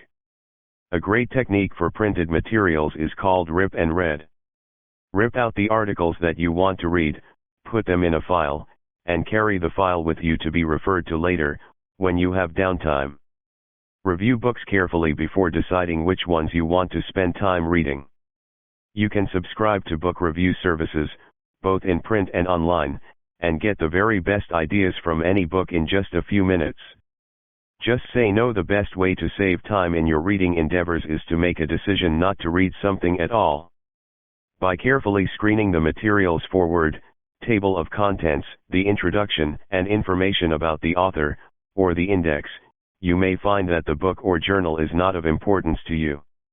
In that case, discontinue reading, or discard it. American Management Association /www.amana.org 92 Time management completely so that you can free up more time to do things of greater importance. Develop a system. Over the years, I have developed the rhythm and habit of reading 3 or more hours each day on subjects related to business, economics, politics, and personal development. That amounts to more than 150,000 hours of reading over the course of my career. With the information that I accumulated, I have been able to write more than 60 books, including this one. When people ask me how it is that I can read so much, my explanation is simple. I organize my reading and work away at it a little bit at a time, minute by minute, hour by hour, flight by flight, and whenever I have a period of free time, such as in an airport lounge waiting for a plane. Remember, readers are leaders. It is not possible for you to keep current with your field and be on top of your industry unless you are feeding your mind, continually but selectively, with the information that is being generated today by some of the smartest people who ever lived. American Management Association /www.amana.org 20 Invest in personal development. Thing you do to increase your value, improve your results, and make yourself more important to your business is to become better and better at the most important things you do. Self-development must be an ongoing and continuous part of your time usage every day. It is a key time management function that can put you on the path to the executive suite and beyond. Find the time within your schedule to continue growing and developing. The basic rule with regard to personal development is that you can go no further than you have gone today with your current knowledge and skill. To go further and advance your career, you have to gain more knowledge. You have to learn more to earn more. The most important American Management Association /www.amana.org 94 Time management. Continuous and never-ending improvement. Work on developing and improving yourself every day. If you were to read something for 1 hour a day that improved your ability to do your work, that would put you in the top 1% in our society within 5 years. Listen to educational audio programs when you are traveling in your car. Today, virtually all of the finest information and ideas that have ever been assembled in English, or in any language, are available as audio recordings on CDs or downloads to a smartphone or tablet. The average commuter spends 500 to 1,000 hours per year in the car. That's 12 or 20 40-hour weeks, which is equivalent to 1 or 2 university semesters. This means that you can get the benefit of almost full-time university attendance by simply turning traveling time into learning time. If you are not listening to audio programs in your car or when traveling, you are missing out on one of the great learning opportunities that exist today. Attend seminars taught by experts. Attend seminars and workshops given by experts in your field at least 4 times a year. Be aggressive about seeking out these seminars. Be prepared to travel large distances to learn from the very best people in your business. The key is for you to attend seminars taught by people with practical experience who have already achieved success in their field. Try to avoid lectures and seminars from university professors who write from their ivory towers. The American Management Association /www.amana.org Invest in personal development. 95 have seldom been in the trenches, and what they teach tends to be academically correct but practically useless. There is almost no way that you can apply their ideas to get better results in your work. American Management Association /www.amana.org 21 Organize your workspace. Time management tools is to work from a clean desk and in an organized workspace. Just as an excellent chef cleans up the kitchen before and after cooking, you should organize your workspace completely before you begin your work. One of the most successful entrepreneurs in recent history said that the key to his success was to always work from a clean desk. Peter Drucker observed that effective executives always have a clean desk. Everything except the one thing that they are working on at the moment has been removed and put away, which is why they are able to focus with greater clarity and get more done, of higher quality, in a shorter period of time. 10FTHEGRE at American Management Association /www.amana.org ORGANIZEYOURWORKSPACE 97 Put all of your documents away in the appropriate files, both physical and online. Deal only with your current task. Try to have only one item in front of you whenever possible. The top professionals in every field keep a tidy and highly ordered workspace at all times. Think of a carpenter, dentist, or doctor. They clean up and reorganize as they go through their day. Get organized and stay organized. Make sure your office supplies and materials are fully stocked and available at hand. You will find that nothing is more destructive to efficiency and effectiveness than having to start a job and then stop, and then start again, for lack of proper preparation or supplies. Organization increases productivity. Many people believe that they work more effectively in a messy work environment with a cluttered desk. Yet every study that has been done with people shows that when they are forced to clean up their work environment so that they have only one task in front of them, their productivity doubles and triples, usually overnight. People who work with cluttered desks are found to spend an enormous amount of each working day looking for the materials they need among the clutter around them. Psychologically, the sight of a cluttered desk or office provides subconscious feedback that reinforces your perception that you are disorganized. It leads to continuous distraction as your eyes and your attention dart from item to item, and back again.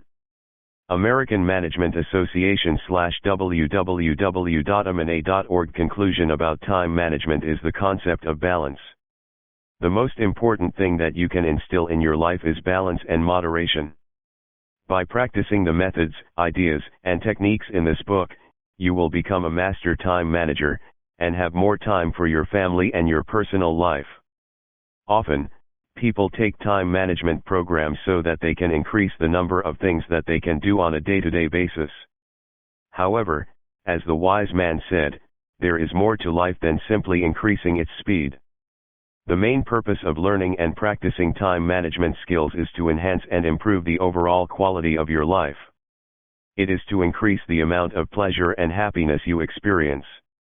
The FINALPOINT American Management Association /www.amana.org Conclusion 99 Your quality of life. No matter how appropriate your job is for you, the quality of your life is going to be largely determined by three things.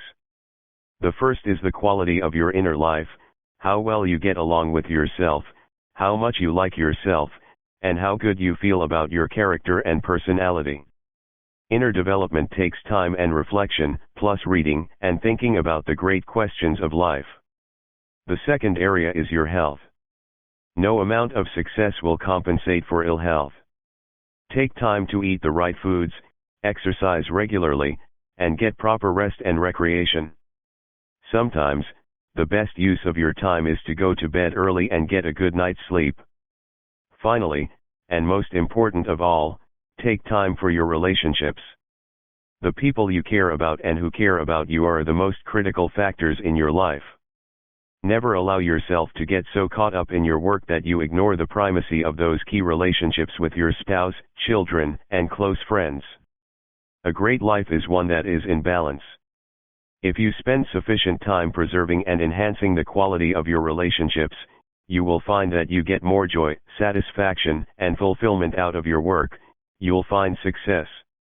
A wise old doctor once observed, "I never spoke to a businessman on his deathbed who said that he wished he had spent more time in the office."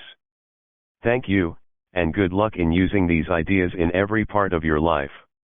American Management Association /www.amana.org American Management Association /www.amana.org INDEXABCDE Method of Lists 35 to 36 Action versus Reaction 5 Activities of greatest value 55 Administrative tasks versus creative tasks 71 to 74 Advertisements in magazines 91 Agenda for meeting 86 to 87 for phone call 82 Ackerson, Dan 33 Alternatives 18 to 19 Anxiety 11 Lack of control and 1 Assumptions 18 Attraction of distraction 66 Balance 98, 99 Banfield, Edward 21 Batching tasks 78, 80 Reading 90 to 91 Beginning of day, task choices 42 Behaviors, visualizing change 8 to 9 Beliefs about yourself 6 Bierce, Ambrose, The Devil's Dictionary 16 Billings, Josh 28 blocks of time, 71 to 74 books, decision to read, 91 to 92 boss, key result areas of, 58 burnout, avoiding, 11 to 12 change in behavior, visualizing, 8 to 9 charting projects, 29 to 33 checklists, 29 clarity, 27, 57 to 58 in goals, 30 on key result areas, 53 in outcomes, 17 cluttered desk, versus clear, 96 to 97 comfort zone, 37, 41 commuting. Audio programs during, 94 concentration, 62 to 66 consequences of tasks, 35 conversation, with co-workers, 75 correspondence, batching tasks, 78 Covey, Stephen, 17 creative tasks, versus administrative tasks, 71 to 74 curiosity, 81 cushion, in time planning, 63 daily to-do list, 34 to 39 deadline, 4 goal, 32 decision making, 7, 22 to 23 decisiveness, 2 delegating work, 37, 59 to 61 deleting tasks, from to-do list, 37 delusion, quadrant of, 51 depression, lack of control and, 1 desire, 2 American management. Association/www.amana.org 102 Index desk, clear versus cluttered, 96 to 97 determination, 2 The Devil's Dictionary, Beers, 16 discipline, 2 distraction, attraction of, 66 do not disturb strategy, 73 Drucker, Peter, 18, 41, 88, 96 The effective executive, 77 earning ability, 47 to 48 educational audio programs, 94 The effective executive, Drucker, 77 effectiveness, 55 4DS of, 2 to 3 quadrant of, 50 and 80 20th rule, 41 eliminating tasks, from to-do list, 37 email, 79 to 80 as distraction, 66 emotions, 8. Enthusiasm, 55 external locus of control, 5 fanaticism, 16 fast thinking, 15, 46 Ferris, Tim, the 4-hour work week, 79 flaws, in plans, 26 focus, 47 to 52 Ford, Henry, 26, 69 the 4-hour work week, Ferris, 79 frustration, 11 General Motors, 32 to 33 goals, 17, 20 clarity in, 30 considering, 14 listing tasks to achieve, 26 planning for achieving, 27 to 28 setting, 32 to 33 Goethe, Johann Wolfgang von, 26 Goldsmith, Marshall, what got you here won't get you there, 87 habits, 36 to 37 developing good, 51 to 52. Health, 99 help from others, 28 high-performing people procrastination by, 67 to 68 research on attitudes and behaviors, 21 to 22 Hill, Napoleon, 14 immediacy, quadrant of, 49 important tasks, versus urgent, 49 to 51 inner dialogue, 8 inner life, 99 internal locus of control, 5 interruptions, 73 avoiding by phone, 82 controlling, 75 to 77 introspection, 21 Kahneman, Daniel, thinking fast and slow, 15 to 16 key result areas, Cra, 53 to 58 definition, 54 key result areas, definition, 56 to 57 knowledge, need for, 27. Latecomer to meeting, options for, 87 law of control, 5 law of 3, 43 to 45 learning, 93 learning curve 78 life, meaning and purpose, 11 lists, ABCDE method of, 35 to 36 long-term perspective, 21 to 22 low producer, procrastination by, 67 to 68 lunchtime, 73 magazines, reading efficiently, 91 manager, key result areas, 56 to 57 meaning of life, 11 American Management Association /www.amana.org Index Meetings, 85 to 88 Agenda 4, 86 to 87 Calculating Cost, 85 to 86 Questions in, 87 to 88 Stand Up, 87 to 88 Mental Programming, 68 Methodology, 18 Mind, Programming, 7 to 8 Mission, 15 to 19 Moderation, 98 Momentum, 64 Morgan Stern, Julie, Never check email in the morning, 79 Morning, Scheduling work for, 72 Multitasking, 29 Avoiding, 64 to 65 Murphy's Law, 32 Never check email in the morning, Morgan Stern, 79 Newspapers, Reading efficiently, 90 to 91 Nightingale, Earl, 63 No, as response, 38 Not to-do list, 38 to 39 Office early arrival, 74 Organizing workspace, 96 to 97 Standing up when someone enters, 77 Outcomes. Clarity in, 17 Pareto, Wilfredo, 41 Pareto Principle, 41 Personal Development, 93 to 95 Personal Productivity, Values and, 10 Perspective, Long Term, 21 to 22 Persuasion, 55 PERD, Program Evaluation Review Techniques, 30 to 32 Plans 103 for Goal Achievement, 27 to 28 Written, 25 to 28 Practical Experience, versus University Seminars, 94 to 95 Priorities, 40 to 46, 63 Activities Alignment with, 12 of Tasks, 26 Procrastination, 67 to 70 Productivity Delegating Work and, 60 Organization and, 97 Progress, 20 Projects.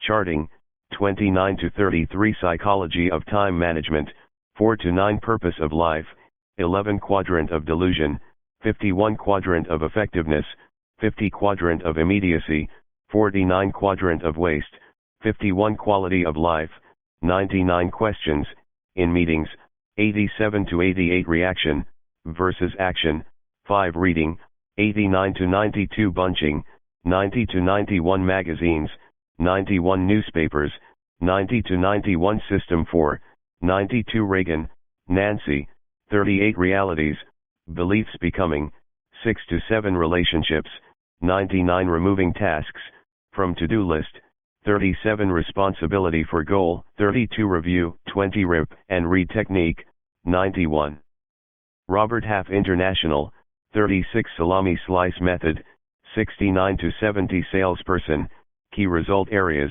56 Scheduling Phone Calls, 82 Self-Analysis, 12 to 14 American Management Association /www.amana.org 104 Index Self-Concept, 6 Self-Development, 93 to 95 Self-Efficiency, 4 Self-Esteem, 4 Self-Talk, 8, 68 Seminars, 94 to 95 Sequence, Organizing Tasks by, 26 70% Rule, 59 to 61 Single Handling, 62 to 66 Skills for Delegating, 60 to 61 Need for, 27 Sleep, 35, 99 Slow Thinking, 15, 19, 20 Speed Reading, 90 Stand Up.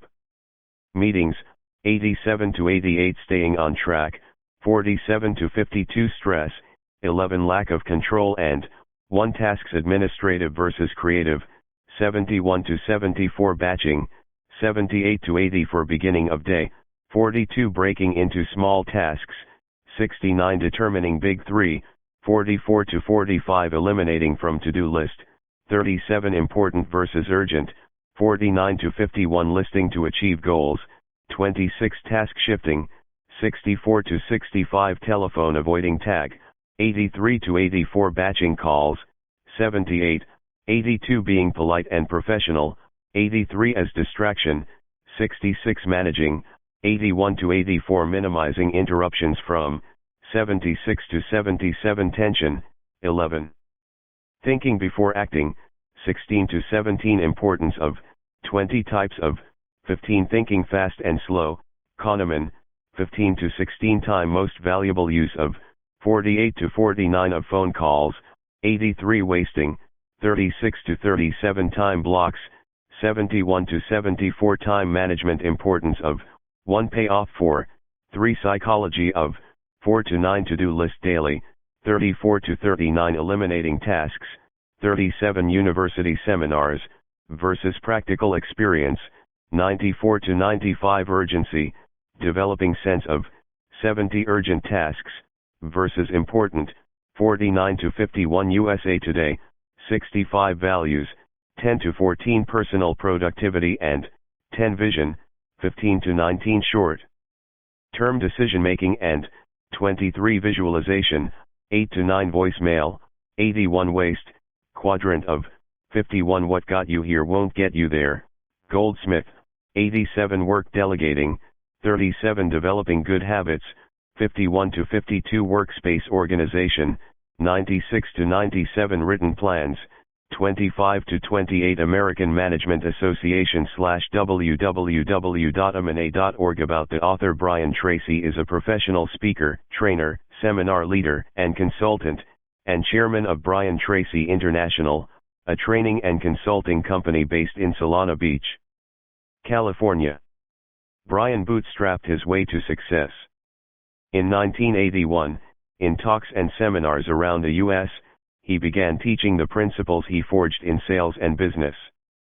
Today, his books and audio and video programs, more than 500 of them, are available in 38 languages and are used in 55 countries. He is the best-selling author of more than 50 books, including Full Engagement and Reinvention.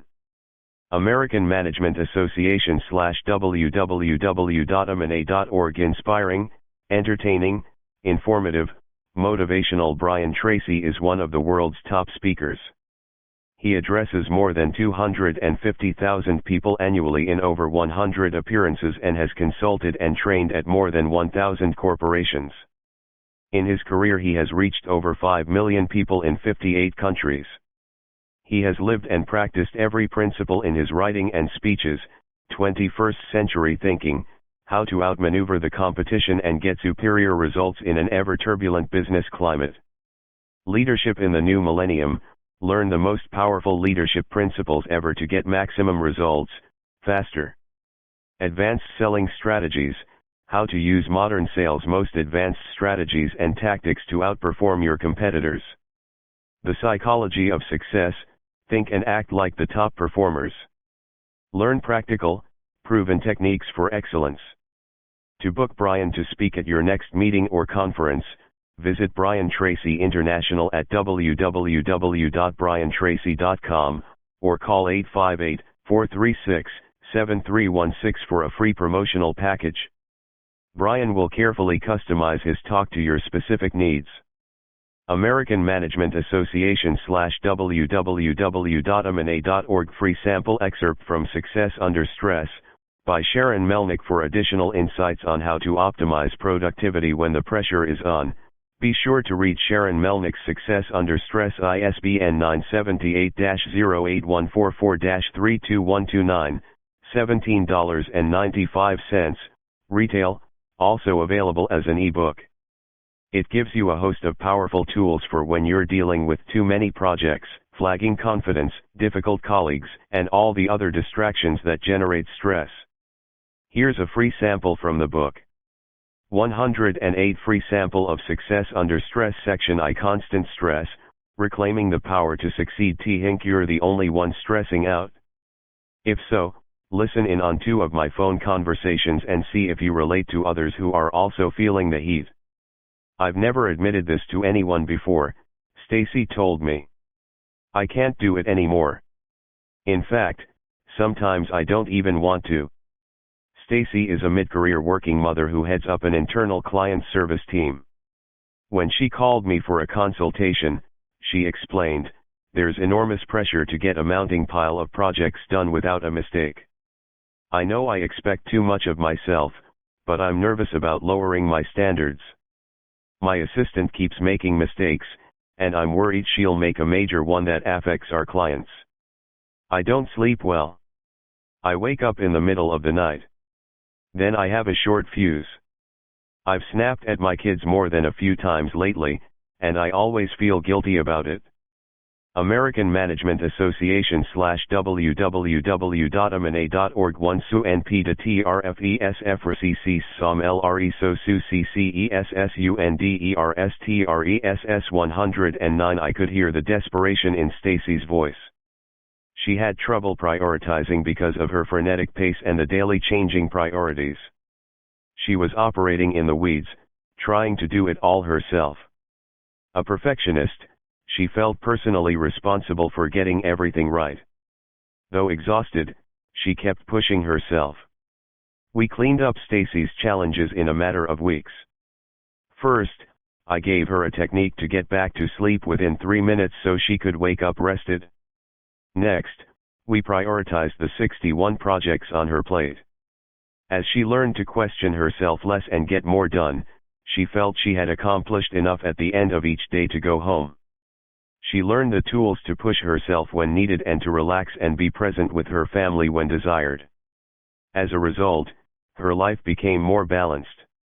After she learned communication techniques to minimize her assistant's mistakes, Stacy's relief was visible.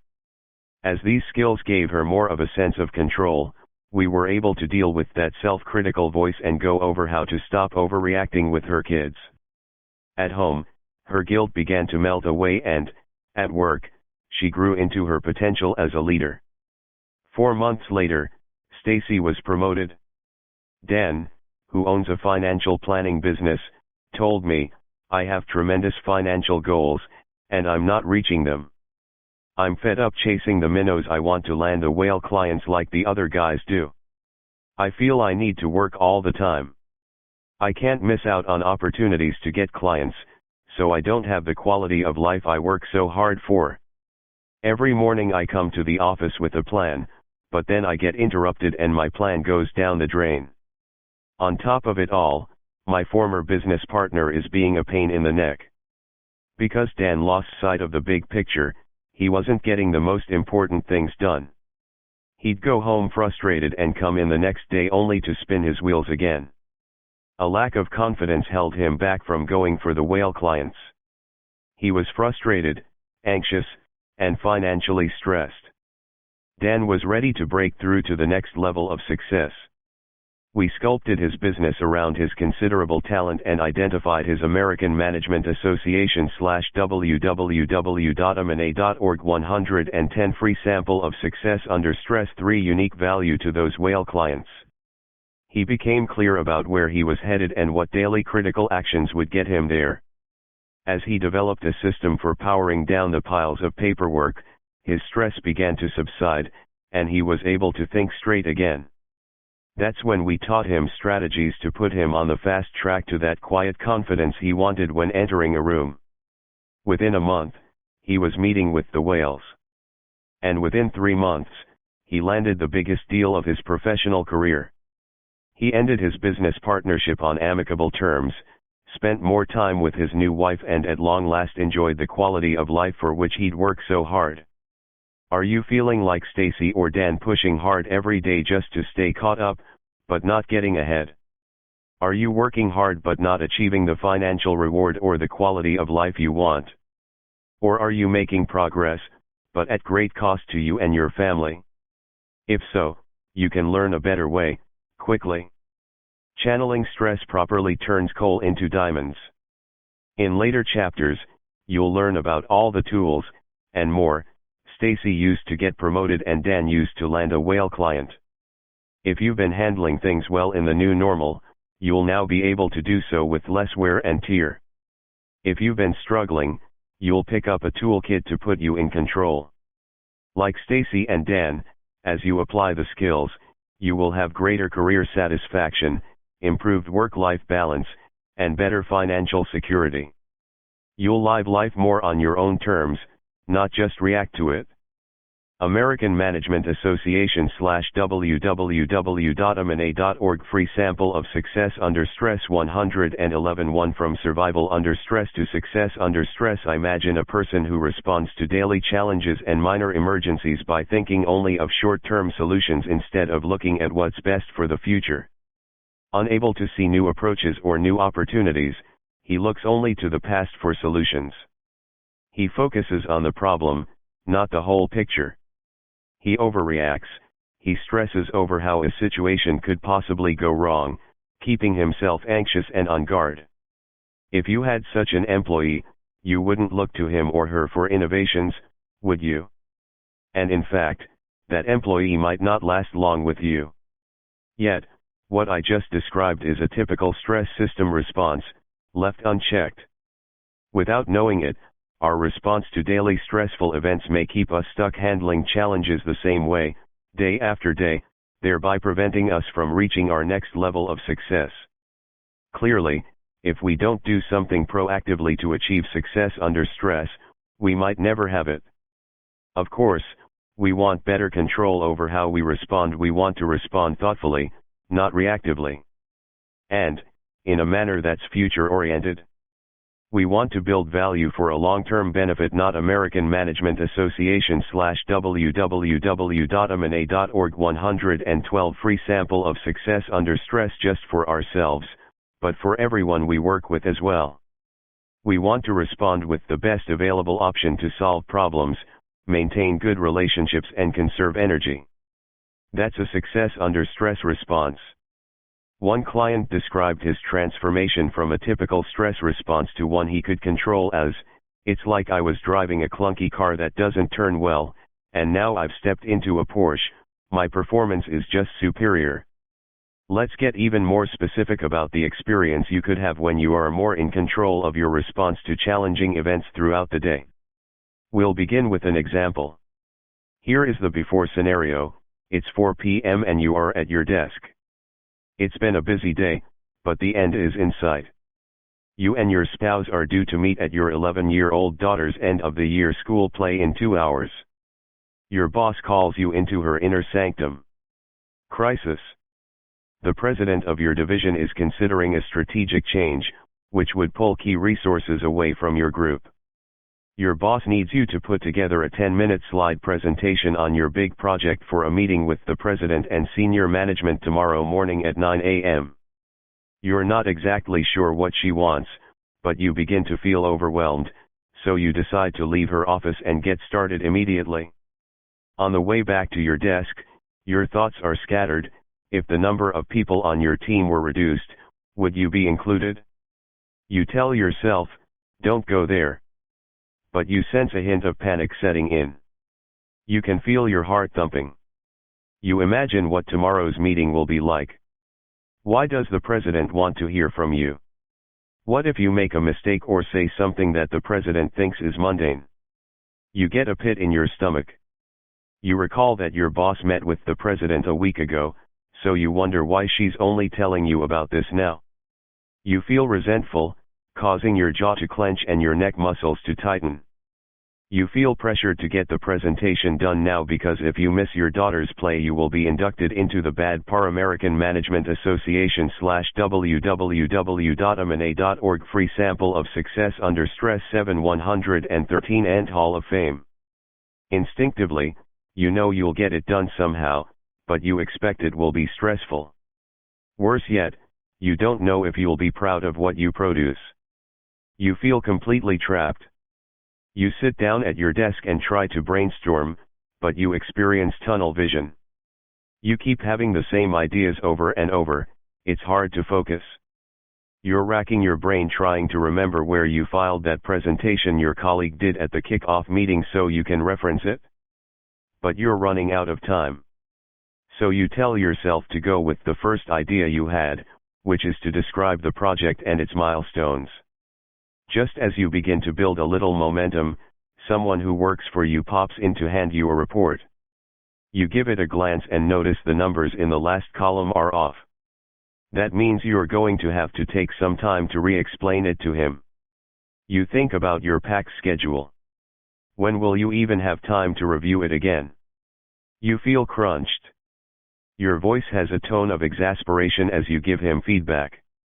You finish a draft, and then rush to your daughter's play, arriving with a minute to spare. It takes so long to settle in that you aren't really present until the second act. That night, you sleep restlessly, Worrying about the presentation. In the morning, you're nervous as you enter the meeting, still unsure if you'll deliver exactly what your boss wants. Your presentation goes without a hitch, but you get peppered with a lot of tough questions about the go-forward strategy. You feel intimidated, so you avoid speaking up, even when you have something important to say. After the meeting you soldier on, but feel rattled for the rest of the day. When you pass your boss in the hallway you're anxious whether she'll say anything about it. In this scenario, your response to stress is a series of interlocking effects, each compounding the one before it. A physical reaction to stress leads to panicked and scattered thoughts. It limits your ability to see the best solutions and interferes with your best judgment. When you don't perform at your best, you chip away at your comfy. American Management Association /www.amana.org 114 free sample of success under stress, survival under stress, stressful event. Copyright 2012 Horizon Point Incorporated. Figure 1.1 Dance and put more pressure on yourself in subsequent situations. As depicted in Figure 1.1, your thoughts, your physiology and your responses to the problem form a vicious cycle that I call survival under stress. The stressors that set survival under stress in motion are infinite: when priorities change, when someone gets competitive with you, when your income is lower than expected, when you don't get feedback after your presentation and wonder if no news is good news. It certainly is going on once your email inbox climbs up to an impossible number. As Ned Hollowell describes it in his seminal article, Overloaded Circuits, the sufferer doesn't experience a single crisis but rather a never-ending drip of situations perceived as minor crises. Feeling trapped and wanting to live up to your own and others' expectations of you, you suck it up and don't complain as the workload increases or the results don't appear. Your attitude is one of American Management Association /www.amana.org free sample of success under stress 9/115 I'll try harder. You feel a constant low level of panic and guilt. Facing a tidal wave of tasks, the executive becomes increasingly hurried, curt, peremptory, and unfocused, while pretending that everything is fine. You've become so used to being in this state of frenzy that you may not recognize that your coping mechanisms aren't working. If you've had any moments recently where the onslaught of demands became so great that you thought to yourself, "Stop the train, I want to get off," now you know why. Does this cycle remind you of how you respond to stressful situations? Judging from the number of times I presented the idea of the survival cycle to business people and heard back, "It's like you are in my head," it's certainly the pattern that characterizes many of those with whom you work and live. Let's return to your 4 p.m. scenario with the boss. This time you will see the possibility you have to create success under stress. Notice that in this scenario, little time is wasted. The emotional churn barely exists. And the presentation you draft has more impact on your future and your team's. In your boss office, you start by taking a deep breath so you can actually listen closely to her request. You have the presence of mind to ask a few questions to help clarify her needs. You think through a few ways of drafting the presentation and ask your boss if she agrees with you. "It might be better to give a brief overview of the project," you say, "but then focus on the strategic value and bottom line recommendations to improve it going forward. Do you agree?" Yes, she agrees. As you walk back to your office, this clarity enables you to begin forming a mental outline of the presentation. Back at your desk, you use a 1 to 3 minute mental reset technique so you can be in the right frame of mind to think clearly and creatively. Chapter 4. You forgive your boss for giving you the assignment at the last minute, and you realize she asked you because she has confidence in you. Chapter 9. You experience a few seconds of nervousness at the thought of presenting in front of the company. American Management Association /www.amana.org 116 free sample of success under stress president. But you know how to use the panic reset button, an acupressure point that reduces anxiety within seconds. More on this in Chapter 7. In the brief time remaining, your concentration is steady. Each slide you complete gives you a sense of satisfaction and momentum. You put together a solid presentation, pleased to have a say in your team's future and confident that you'll do a good enough job in the morning. When your assistant pops in to hand you the report, you notice the mistakes. Instead of snapping, you think about the best strategy to influence him to give you the right work. You refer to the recent conversation in which he agreed to take responsibility for his mistakes and fix them, so your conversation is more of a brief touch base to get him on track. Chapter 11. You arrive at your daughter's play on time, and you beam with pride throughout her performance. After you fall asleep that night, you wake up once but know how to get back to sleep within 3 minutes. Chapter 4. You arrive at work rested and take a few minutes to review your slides. The presentation goes smoothly and, when there is opportunity to add additional value to the discussion, you speak up without a script. Chapter 6. The president is a woman of few words, but you don't necessarily need her explicit praise. You could read her body language and also know inside of you that your presentation was well received. You are on a small high for the rest of the day. In this scenario, you created a positive spiral, a virtuous cycle. You handled it well from the beginning by preventing your stress response from spiraling out of control. You had constructive and confident thoughts. You were motivated by the last-minute circumstances. In fact, the heightened pressure brought out your best qualities. You achieved a better result, all from small shifts you made in your physiology, your perspective, and your approach to the problem. This scenario characterizes success under stress. See Figure 1.2. Many of us are locked into survival under stress but don't even realize it.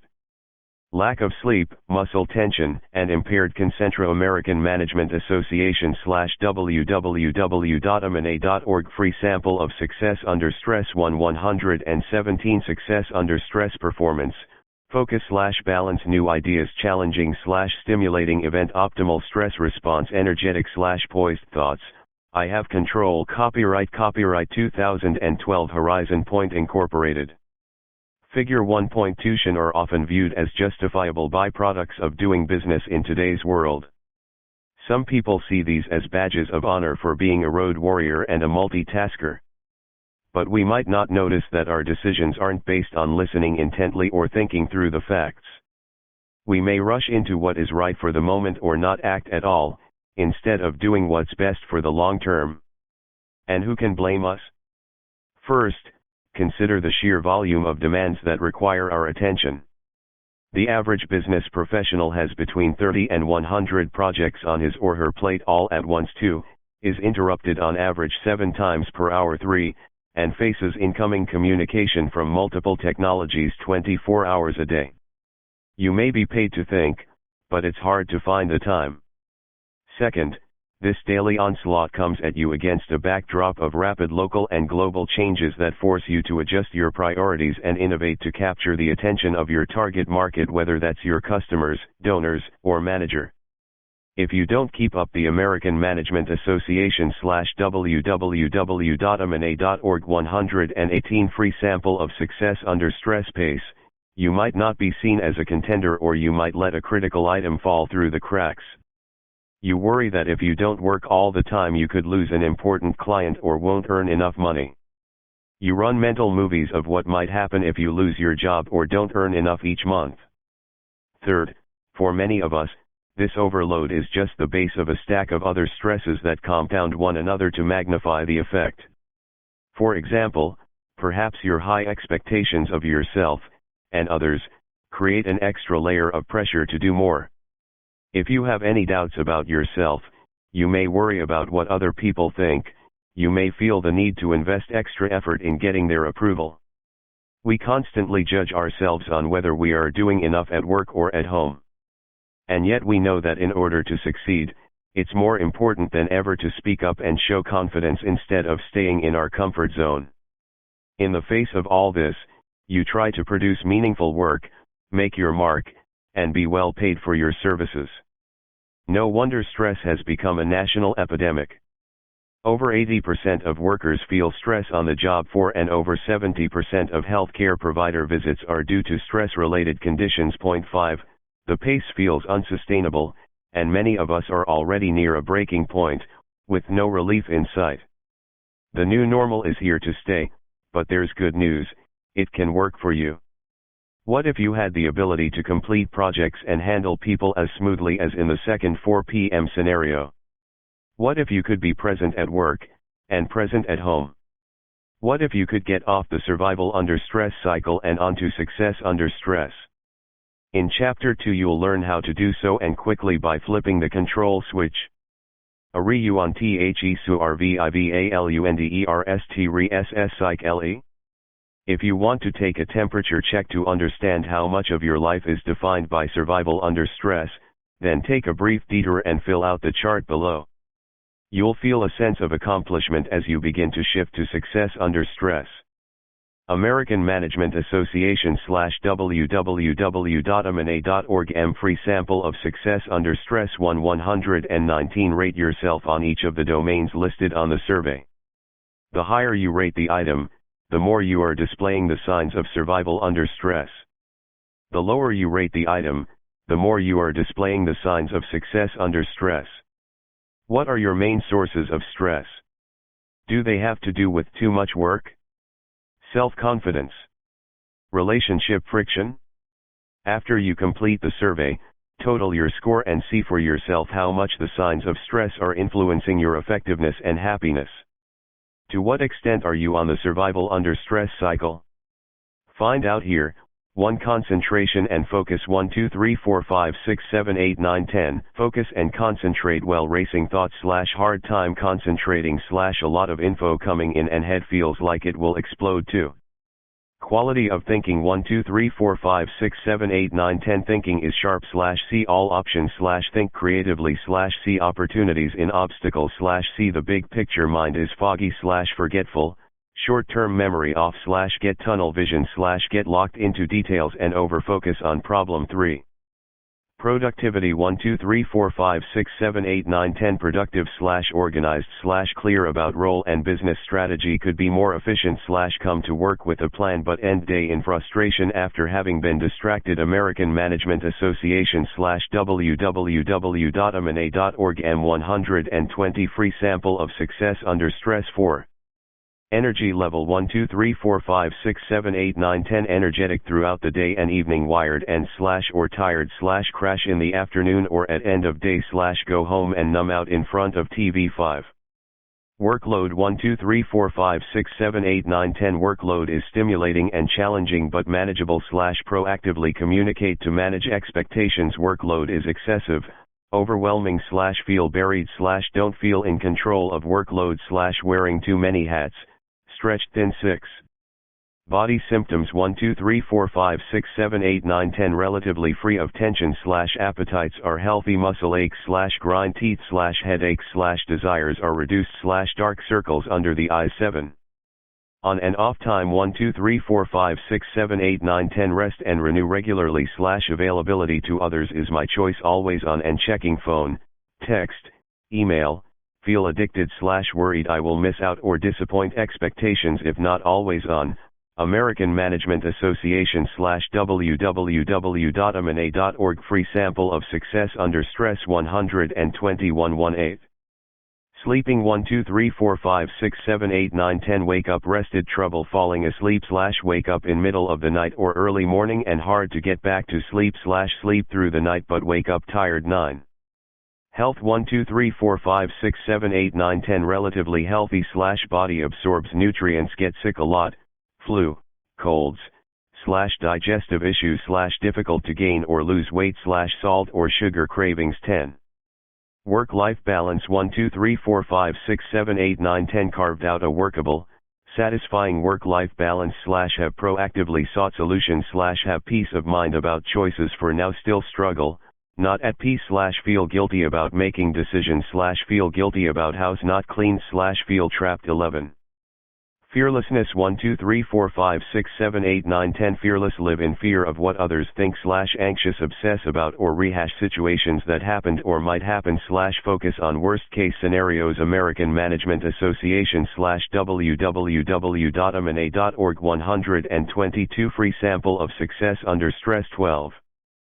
Self-confidence 1 2 3 4 5 6 7 8 9 10 Project confidence / secure doubt myself / self-critical, beat myself up / perfectionist have standards too high to live up to for myself, or others, / have to do everything, and do it well 13. Motivation 1 2 3 4 5 6 7 8 9 10 Motivated and positive outlook / take action to control stress feel trapped in circumstances / hopeless / reduced feeling of joy / withdraw from social interaction / disengaged at work 14. Reactivity 1 2 3 4 5 6 7 8 9 10 Poised, think rationally / stay cool, calm, collected / thoughtful before responding / handle interruptions with ease snap at people, professionally and personally, / feel angry, irritable / take things personally 15. Interpersonal influence 1 2 3 4 5 6 7 8 9 10 Ease in relationships / know how to move others to action / have gained cooperation of difficult people frustrated / don't feel heard / come home at night talking about a person who aggravates me / wish others would change American Management Association / www.amana.org FREESAMPLEOFSUCCESSUNDERSTRESS 123 16. Relationship friction 1 2 3 4 5 6 7 8 9 10 Comfortable communicating in difficult relationships / don't expect the person to change so am not chronically frustrated / have gained cooperation of difficult people someone in my life who is difficult to deal with and causes me a lot of stress / come home at night talking about this person who aggravates you, or bring the stress of the personal relationship to work / feel victimized / keep hoping it will change, but don't act. 17 Coping 1 2 3 4 5 6 7 8 9 10 Have a regular practice of healthy coping mechanisms / know how to manage myself to stay in a good state use alcohol or drugs, take pills to sleep / stress related eating / don't cope well on how many items did you rate yourself 5 or higher. That's how much survival under stress characterizes your life.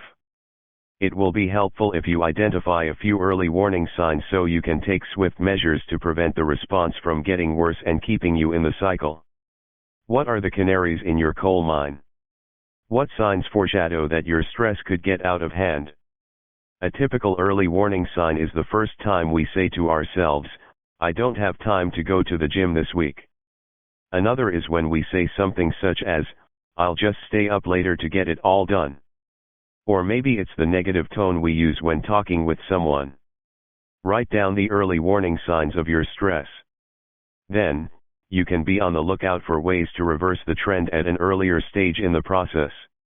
American Management Association / www.amana.org 124 Free sample of success under stress. My early warning signs that I'm on the survival under stress cycle. American Management Association / www.amana.org Other popular titles by Brian Tracy, Crunchpoint http://www.amacobooks.org /book.cfm ISBN =9780814473719 Personal Success Expert.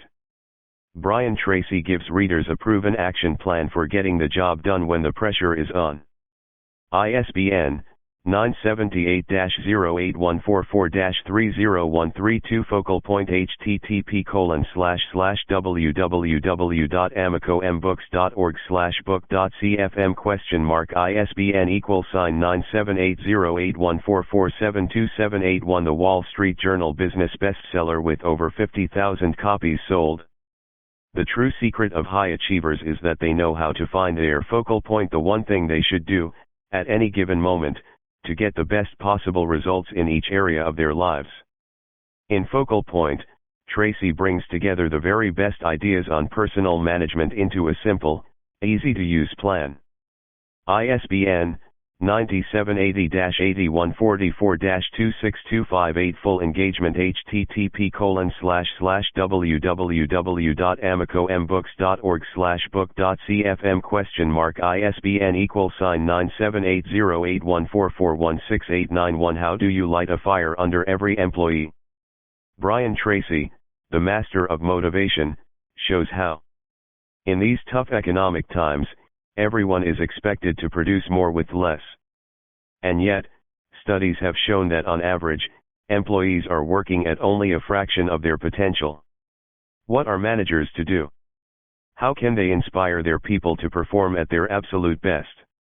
ISBN 978-08144-16907 How the Best Leaders Lead http://www.amicombooks.org/book.cfm ISBN =978-08144144347 Lead yourself and your company into the future with these powerful, proven leadership strategies from Brian Tracy.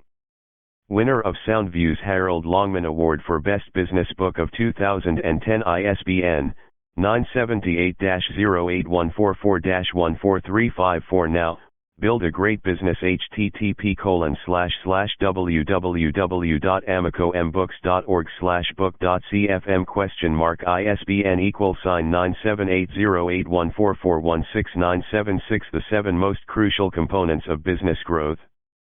ISBN 978-08144-16983 The Power of Charm http://www.amicombooks.org/book.cfm ISBN =978-08144735773 The Power of Charm gives readers proven ways to become more captivating and persuasive in any situation. With his trademark directness, Tracy shows readers what charm can do, and how they can use simple methods to immediately become more charming and dramatically improve their social lives and business relationships. ISBN 978-08144-29716 Reinvention http://www.amicombooks.org/book.cfm ISBN =978-08144-13463 This unique, life-altering book gives readers an interactive series of exercises they can use to focus on what they really want for themselves. ISBN 978-08144-13470 American Management Association /www.amana.org Speak to Win http://www.amicombooks.org/book.cfm ISBN =978-08144-01576 As one of the world's premier speakers and personal success experts, Brian Tracy is the ideal instructor. In Speak to Win, Tracy reveals time-tested tricks of the trade that readers can use to present powerfully and speak persuasively, whether in an informal meeting or in front of a large audience. ISBN 978-08144-01828 Time Power http://www.amicombooks.org/book.cfm ISBN =978-08144-74709 Brian Tracy has devoted more than 25 years to studying the most powerful time management practices used by the most successful people in every arena. Now, in Time Power, Brian reveals his comprehensive system designed to help readers increase their productivity and income exponentially in just weeks. ISBN 978-08144-27859 Turbo Strategy http://www.amicombooks.org/book.cfm ISBN =978-08144-13289-21 Strategy points and dozens of examples, stories, and quotations from world-class thinkers and corporate leaders. Brian Tracy will show any company how to turbocharge its strategy and get its business firing on all cylinders. ISBN 978-08144-29303 American Management Association /www.amana.org Unlimited Sales Success http://www.amicombooks.org/book.cfm ISBN =978-08144-33249 Based on more than 40 years of selling experience in virtually all product categories and market conditions, Unlimited Sales Success shows proven sales skills that are learnable by anyone. ISBN 978-08144-33256 American Management Association /www.amana.org The Brian Tracy Success Library Available now or coming soon in print and ebook format. Motivation ISBN 978-08144-33126 http://www.amicom.books.org/book.cfm ? ISBN =978-08144331119 Delegation and Supervision ISBN 978-08144-33157 http://www.amicombooks.org/book.cfm ? ISBN =978-08144-33140 Negotiation ISBN 978-08144-33195 http://www.amicombooks.org/book.cfm ? ISBN =978-08144-33188 Leadership ISBN 978-08144-33423 http://www.amicombooks.org/book.cfm ? ISBN =978-08144-33416 Time Management ISBN 978-08144-33447 http://www.amicombooks.org/book.cfm ? ISBN =978-08144-33430 For more information, please visit www.amicombooks.org. To learn more about Brian Tracy, visit his website http://www.briantracy.com American Management Association /www.amana.org About Amicom. Who we are. Amicom is the book publishing division of the American Management Association, www.amana.org. Amicom's broad range of offerings spans not only the critical business topics and leadership challenges of today and tomorrow, but also the issues that affect our lives, our work, and our world. What we publish: Amicom publishes nonfiction books on business, management, leadership, HR, training, communications, career growth, personal development, marketing, sales, customer service, project management, and finance. About our authors: Amicom authors are experts in their fields, unrivaled in their knowledge, experience, and reputation. They are world-class educators, successful executives, business owners, trainers, consultants, and journalists, all eager to share their insights and techniques with a broad audience. American Management Association /www.amana.org. Your goal is success. Ours is helping you get there. American Management Association, a world leader in professional development, has helped millions of people learn new skills, improve performance, and work through challenges. Our flexible training solutions fit every stage of your career and the demands of your schedule. Need the skills to get ahead fast? AMA offers 140+ seminars in more than 40 cities nationwide. Tackle challenges directly related to your job in these dynamic classroom courses led by our expert faculty with superior content, hands-on training, and peer interaction. Tight schedule. Choose where and when you learn. AMA On Demand TM is online training powered by cross-knowledge that gives you the freedom to build new skills 24/7 as well as feedback and support from a professional coach. You will be awarded an AMA certificate upon completion. Can't get away from work for training? Train right at your desktop. Facing a tough business